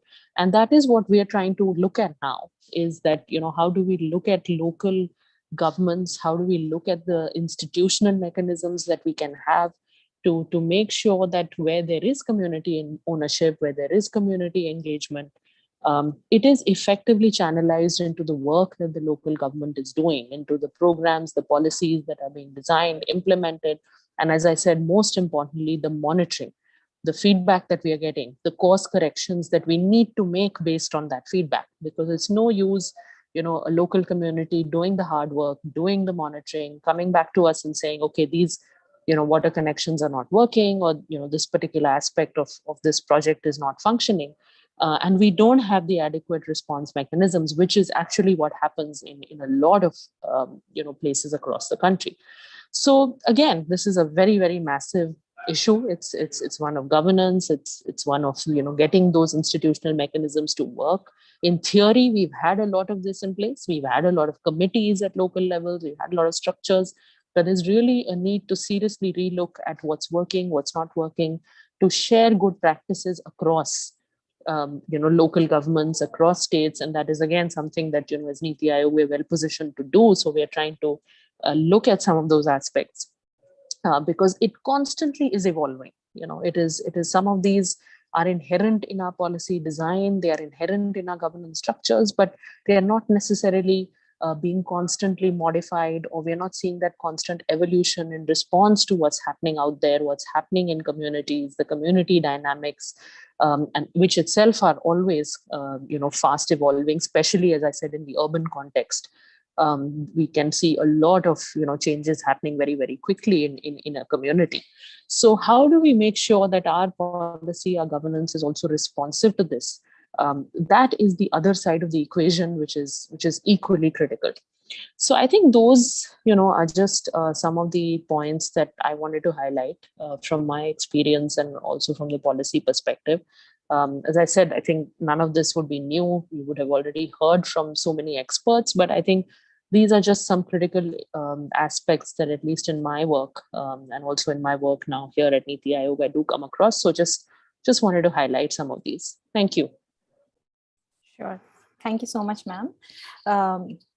Actually, it is very heartening to know that the NITI Aayog is undertaking such efforts. Ma'am, there are a few questions. First is about the much focus that the government has put on the Jal Jeevan mission, and millions of tap water connections are being given. The success is considered to be in the tune of the toilet and the housing mission. How in going ahead with this Har Ghar Nal Yojana, how will we focus on the quality and service level benchmarking in both rural and urban areas? Also taking in view that women's leadership is effectively addressed in this policy. Yeah, so I think that's, those are some of the issues I was alluding to when I said that, it's one thing to provide a service, but then to make sure that it continues to function, it delivers the level of quality. And that is also the challenge, which is an ongoing one on the sanitation side. It's not that, we are done with our work there, because even if somebody has got that individual household toilet, the main effort really lies in making sure it continues to be functional as well as continues to be used. Because in many cases, we see that sometimes even the usage drops off, the functionality certainly drops off in many cases. So I think it's a similar challenge for us when it comes to water and these water connections. Of course, the very first step is coverage, because that itself we have been lacking over years now in terms of very inequitable coverage. So that is obviously, I think, the very first priority, and that is what this program is trying to address. But eventually, once we have these connections and we have a high level of coverage, obviously the most important aspect is sustaining the quality and maintaining that and making those course corrections. So now, of course, this is a complex issue, because this is the states are involved, the local governments are involved. So this plays out at every level of the government. It's not just the central government, but much more importantly, the states and the sub-state governments. And that is really where the structures that I was talking about, the feedback mechanisms, both formal and informal, from the local communities, as well as, of course, having independent agencies which can come and look at these, but those might be much more on a one-off sort of survey basis that happens periodically. I think what is much more important is the constant and continuous feedback loops that come in. So I think that is something that we're trying to build in, because one thing is to be collecting data from the government side, which of course we need to do, and we are looking at holistically the data architecture, the whole data systems in the country. That is again something that we are doing. We're actually building out a big data platform which will precisely collect information on metrics from all these kind of flagship schemes and analyze and see where the gaps are. But equally important, I think, is from the community side to make sure that those inputs, that feedback, which could be qualitative, is equally taken on board, because just having those numbers really reflects probably only half the picture or even less. So I think that is where our hard work is, and that's where our challenge also is, because as I said, it's not just about one government or one ministry. This is something which needs a whole of government approach. It needs the center, the states, and then the sub-state level governments to be working. So it is very complex. There are obviously challenges, but that is something that we're at least trying to work towards, to see how can we put in place these mechanisms and also share across states what is working. Because in some states, they have a good experience. They have certain mechanisms that have worked for them in the past. So how do we share that? How do we take that across states, across urban local bodies, across panchayats? That is something that we're really trying to play a role in here. Yeah, sure. So that feedback thing that you just mentioned, it is actually very important in order to really create that structural change and structural reforms that the governments have over the period of time has been trying to bring about, that actually leads to the efficiency of the system. And this is really very, very important. So thank you for pointing that out, ma'am. Would you like to share your views on your policy recommendations or policy perspectives on water pricing for different uses of water? Anything that would be in model of the developed countries or any other countries which you feel are can be compared to that of India, and then that can be really emulated by the local governments or the state governments? Yeah, I have to say I'm not really an expert on specifically on this aspect. So there's, I wouldn't be able to go into a lot of depth. But I think, yes, we have those international models. But I think our context, and just given, how diverse our context is, That's what I have seen when, I used to work on these water sanitation projects across different cities, that, even within cities, there was vast differences, even between different slums that we were looking at, whether it was the socio-economic composition, the income levels. I mean, it was so very, very diverse. That I think this is something that more than international, I think it's important that we look across, within India, we look at across, as I said, states, but go at a much more granular level, because I think at state level, we do manage to do a lot of this comparison or manage to do a lot of this analysis, but going at a much more granular level, and sort of then looking at what is working, what is not working, what are the challenges that the local communities are having. I think that is where we need to push. Because yes, there is a temptation to look at the international examples, and we should, by all means. It's not to say that we can't learn from them, but I think we sometimes don't learn adequately from our own context and our own experiences. And I think that is something which we are trying to really push on all these aspects, whatever the different aspects might be, to see how do we learn from each other within our context, or within a context which is comparable, or at least relatively similar. So I think that is something, of course, this is, as I said, it's a very complex issue, and it's something that one could go into great depths. But just on the sort of international versus the local, the state, I think that is what I would think becomes very, very important, because and it's something which is lacking. We haven't done enough of it. Even as I said, at the state level, we still do it, but really going much, much, much more decentralized than that, and seeing how the dynamics play out, especially in an urban context, which, as I said, is so quickly evolving and changing, and the dynamics are constantly changing. And now that we are seeing so much urbanization, how do we really deal with that? How do the local governments really deal with that? What are the structures? And institutionally making it simple, because I think sometimes we have multiple bodies which will be deciding. We have multiple bodies, regulatory bodies at a state level, at a local level. Each state has some very complex structures. At times, there are different municipal bodies that are deciding various aspects. So I think all of that also needs to be streamlined and simplified. So I think that is also part of it, because if you have several different bodies, then there's always going to be that sort of challenge of how do we get a simple structure which everybody understands and which everyone is on board with. So I think that is the other piece of it, which really sort of needs to be looked at carefully. Sure. Thank you, ma'am.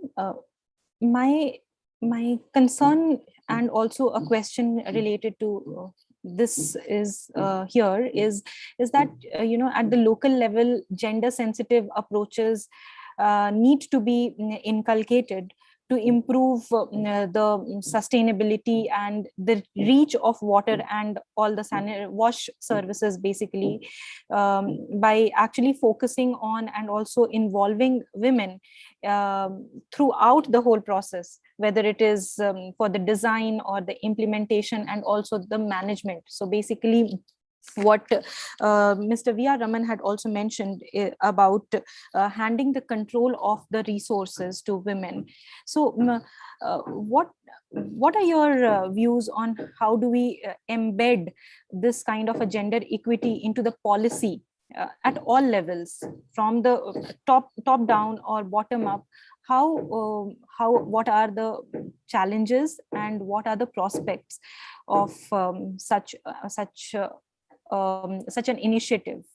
Yeah, I mean, challenges are massive. I think that is not, a surprise to any of us, that when it comes to, mainstreaming really gender, or making sure that gender is a very key part of any of the programs, any of the policies we look at, that is a big challenge. That is a big challenge at all levels across the board.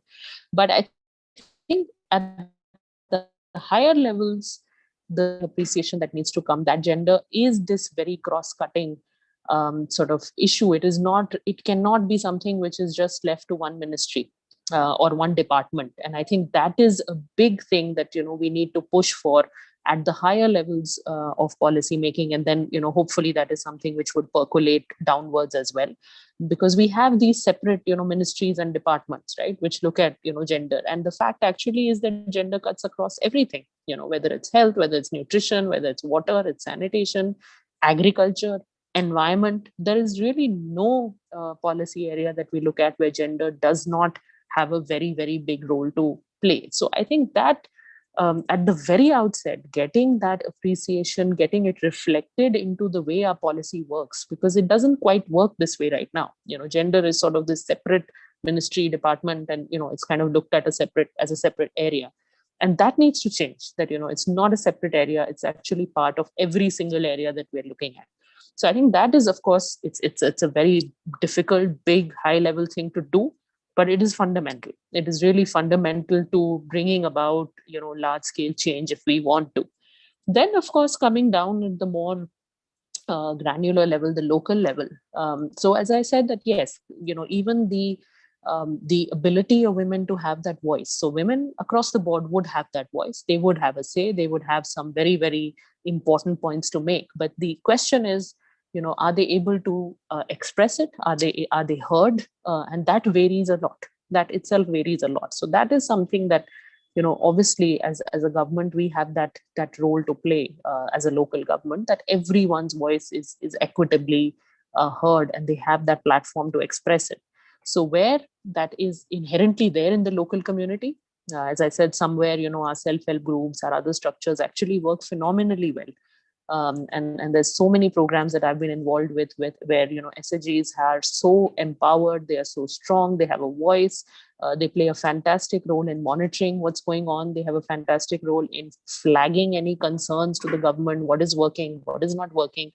So in those cases, of course, the role we end up playing, or a development partner ends up playing, is more of equipping them with maybe certain financial skills or certain technical skills. But in many other cases, it starts at a level even before that, financial, technical, all those skills can be built, capacity can be built. But first we need to get through the community dynamics itself, the social dynamics, the structures, the caste related issues, the religion related issues. And that is where often we have the challenge, which is even before we get to skill building or capacity enhancement or any of that. And again, that is where I think it's the governments working with the development partners, because just governments alone, can never be successful in something like this, which has complex community, dynamics at play, social dynamics at play. So development partners have to be involved in a very big way to see how can we actually go through those social systems and make sure that we create structures. We create structures at the local level, which are really, structures which are acceptable to everybody in the community, because ultimately it cannot be something which is okay with some, not okay with others, because again, then we will see that, it will not be as effective. So I think those are all things that need to be done at a more granular local level.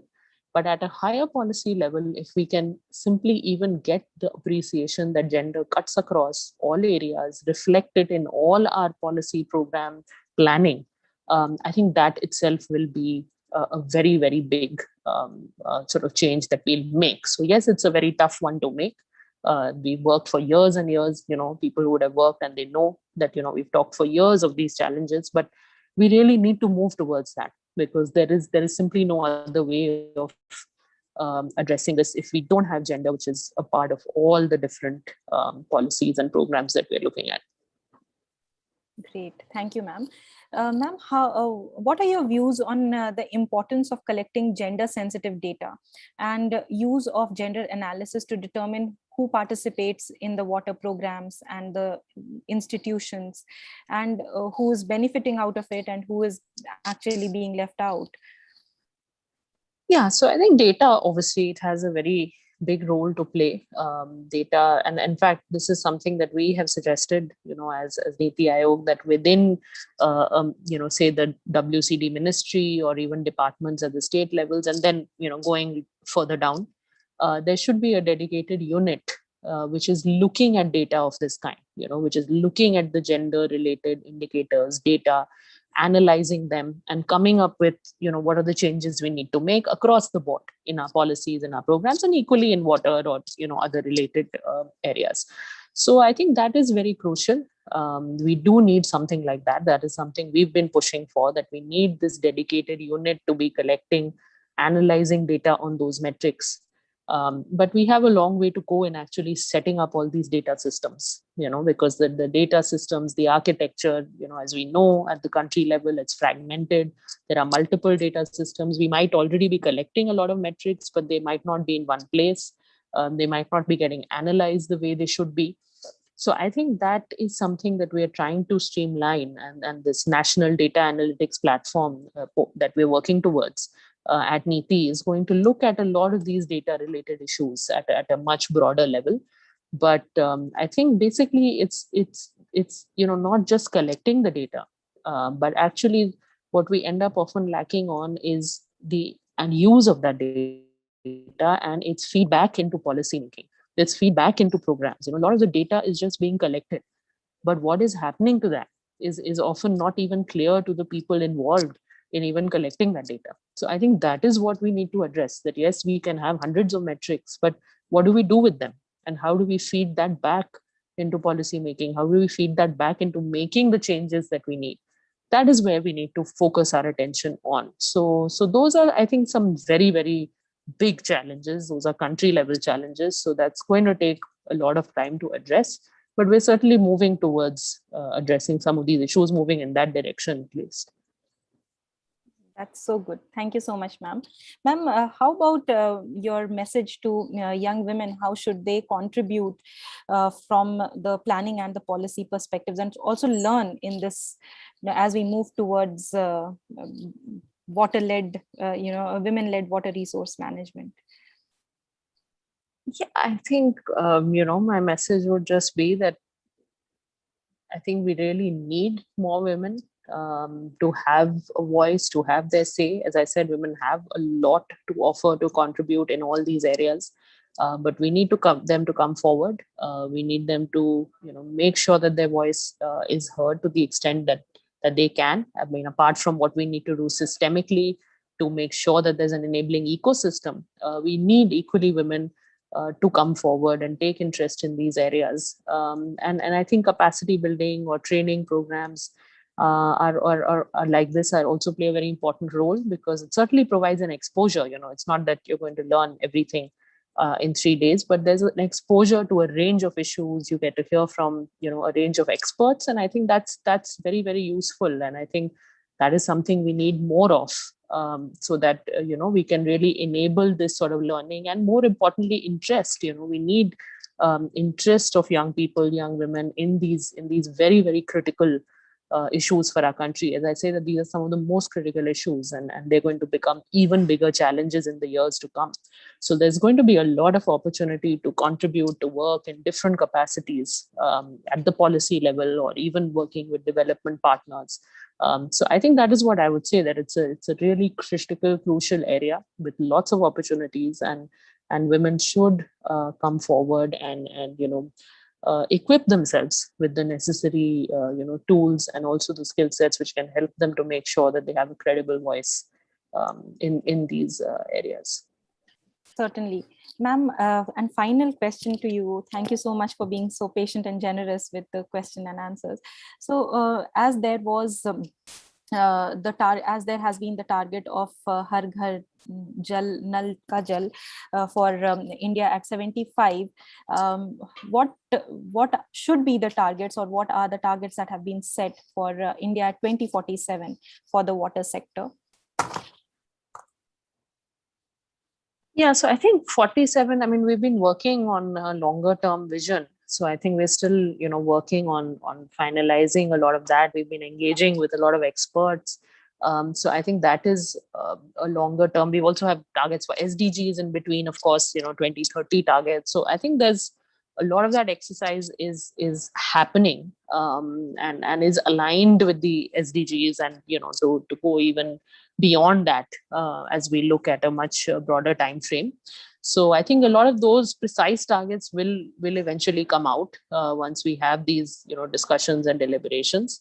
But I think it's very much, we're aligning with globally, where we think we should be, just customizing that and obviously bringing in the Indian context, but making sure that we, reach that level that we aspire to in the world. And I think that is something that would reflect in all the indicators and targets we set. But as I said, that these targets, indicators, they're only as good as our monitoring. They're only as good as the data that feeds into them, and they're only as good as the action we take based on that data. So I, at least, more than being one for just setting targets, I'm more concerned about what do we do with the data, how do we action it, and how it feeds back, into our policy in terms of what's going right and what's not going right. So for me personally, I think that is much, much more important. And I think that's more of the question that we should be asking. That yes, we have these targets. Obviously, we want universalization of these services. We want good quality. We want gender equity. We want all of these high level goals. But how are we actually going about achieving them? What's working for us? What's not working? And are we making those course corrections? I think those are really the very crucial policy questions, at least, that we keep asking, and I think stakeholders outside should keep raising as well. Very valid. Thank you, ma'am. This was really wonderful talking to you. And actually, you provide all the time. The best part is that you provide candid assessment and the responses, and not just. And that is the best part of being, an observer of policy and a practitioner of policy. So thank you so much. Thank you. Thank you so much. And it was great having you. And thank you for taking time from your schedule and also responding to our questions. Thank you. Thank you for inviting me here. Thank you. Thank you, ma'am. I now hand it over to Nishi. Thank you, ma'am. With that, we have come to our closing session of our 3-day online certificate training program on women-led sustainable and decentralized water resource management, a multi-stakeholders perspective, jointly being organized by National Institute of Disaster Management, Ministry of Home Affairs, Government of India, and IMPRI Center for Environment, Climate Change and Sustainable Development, New Delhi. We have with us Professor Anil Kumar Gupta, Head ECDRM, NIDM New Delhi, to provide his concluding remarks. Welcome, sir, and over to you. Thank you, Nishi. And first of all, my congratulations and greetings to the entire team for a wonderful delivery. And I am sure the participants have really liked the deliberations, because the kind of interaction that was taking place following the sessions. So that tells that how insightful were the discussions.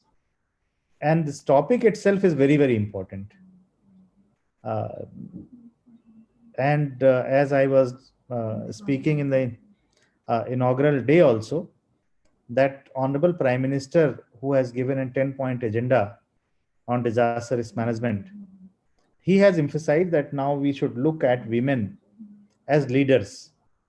And that is not only a gender issue, but that is an issue for strengthening our overall society and finding a kind of a holistic approach where all the segments of society, they work together and we get appropriate leadership, and we develop a kind of a network where all the segments of society start looking at this issue, which is very, very important issue of sustainable development. Because in sustainable development goal, although there is only one goal that is directly related with water, but we find that more than 10 goals are associated with water.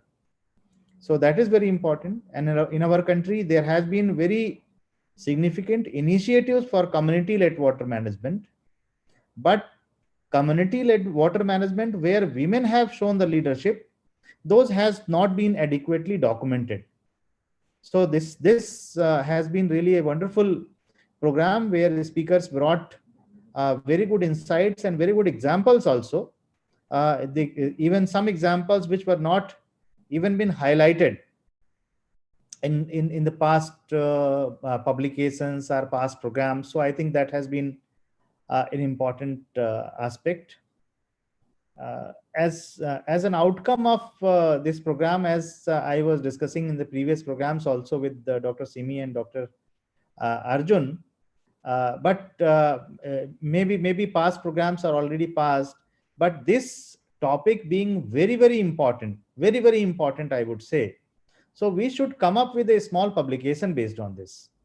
And I think we can request each of the speaker to give a brief note on his deliberation, and we can integrate with the kind of questions those were asked, and we can think of a joint publication on this, so that whatever has been discussed should not be limited only with this program and the participants who could attend, because there are many people who could not join this program, would also like to take the benefit of this very important discourse.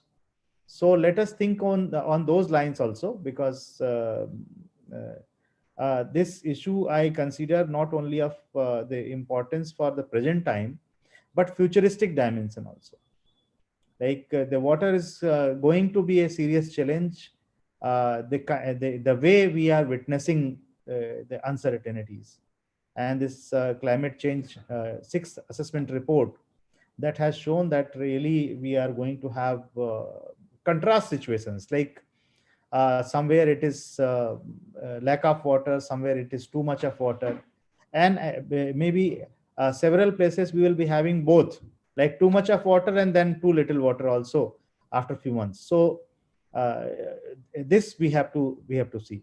Second aspect that has emerged from this program also, that rural areas but also urban areas, now we have to look for women-led community initiatives for water management, uh, not only limited to agriculture or farming sector or the household issues in villages, but outside that boundary also. So in the peri-urban systems in cities, there also women can show, and women have shown in some cases effective leadership. So I think this has been really a wonderful program. So my sincere thanks to all the speakers, because they really did the hard work to prepare their lectures, and to the entire team, to Dr. Simi, Nishi, Dr. Arjun, Dr. Kopal, and everybody. So thank you very much, and thanks to all the participants also, because their interest, their participation, the interactions, that has made this program so lively and so interactive and very successful. So thank you very much, and we can further discuss separately the point I suggested as a follow-up activity. So thank you, and over to you, Dr. Simi. Sure, certainly, sir. Very well taken. And thank you so much for joining us and for your guidance for the entire program and for all the previous programs also. So thank you so much. And we'll certainly keep this in mind, and we'll take it forward with you. Thank you. So Nishi, so I would like to just request Anshula to put the poll, and also request all the participants to fill in their feedback at the earliest, and then we can move on to the next concluding part.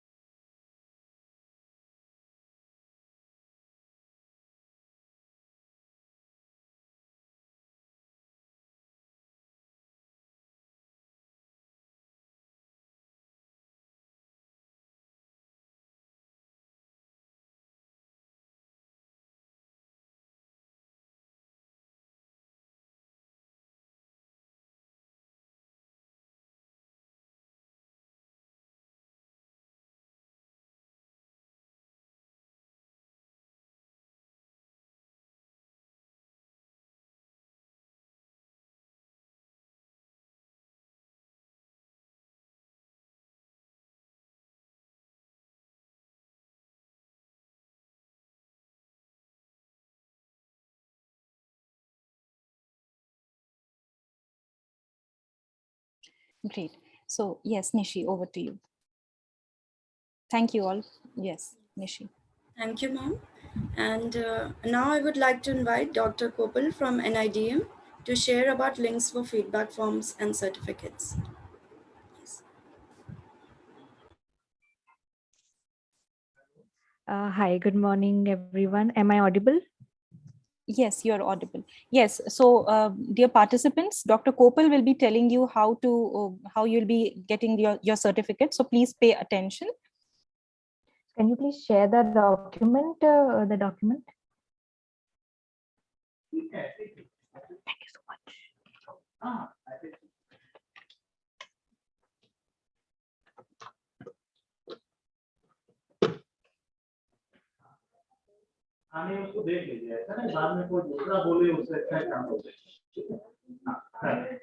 Yeah, so first of all, I would like to congratulate entire team of IMPRI for this really wonderful sessions and conducting this entire training in such an amazing way. So congratulations, and I hope everyone must have benefited from this very important sessions. So right. So now I will explain quickly about the certificate, how you can download the certificates. So can we scroll it down, please? You can directly come to the download certificate part.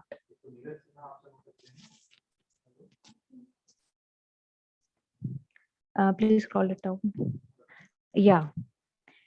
Right. So after 2 to 3 days, you will have to go again back to the portal where you have enrolled for the course. So what in the where you have enrolled for the course, you will see this kind of a feedback link will be generated.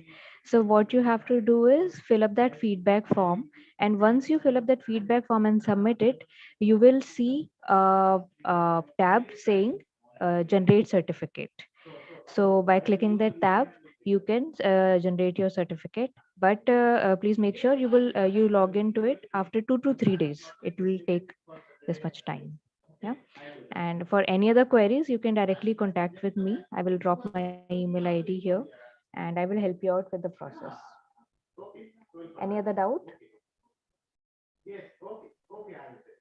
Yeah. Thank you. Is it clear? Yes. Thank you, Yes. Dr. Kopal. Yes, Nishi, over to you. Yes, thank you, Kopal. And in case you experience any issues, please write to us at learning.impri@gmail.com. In these 3 days, we have tried our best to have this training program as engaging as possible by having experts from various sectors related to water management. Overall, it has been an excellent learning experience for all of us, and I hope you all must have gained a lot from this 3-day online certificate training program. Finally, I would like to propose a vote of thanks to our eminent panelists for today's and previous sessions. Mr. V.R. Raman, Mr. Tikinder Singh Panwar, and Ms. Urvashi Prasad from today's session, Ms. Anjali Makhija, Dr. Marcela D'Souza, and Dr. Mansi Bal Bhargava from yesterday's session, and Mr. Ranjan K. Panda, Professor Varsha Khandkar, and Mr. Maulik Sisodia from the first session for their valuable insights and knowledge sharing. I would also like to thank Major General Manoj Kumar Bindal and Professor Anil Kumar Gupta for their support and guidance. I would like to thank Dr. Kopal from NIDM for her sincere efforts in conducting of the program and managing feedbacks and certificates. I would also like to thank each of the participants for joining this training program and congratulate you on behalf of IMPRI for making this investment in your professional development and learning.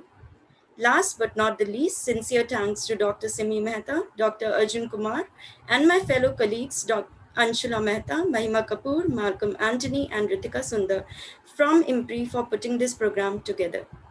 Thank you so much. Please be safe and have a good day. Thank you. Thank you all. Have a good day.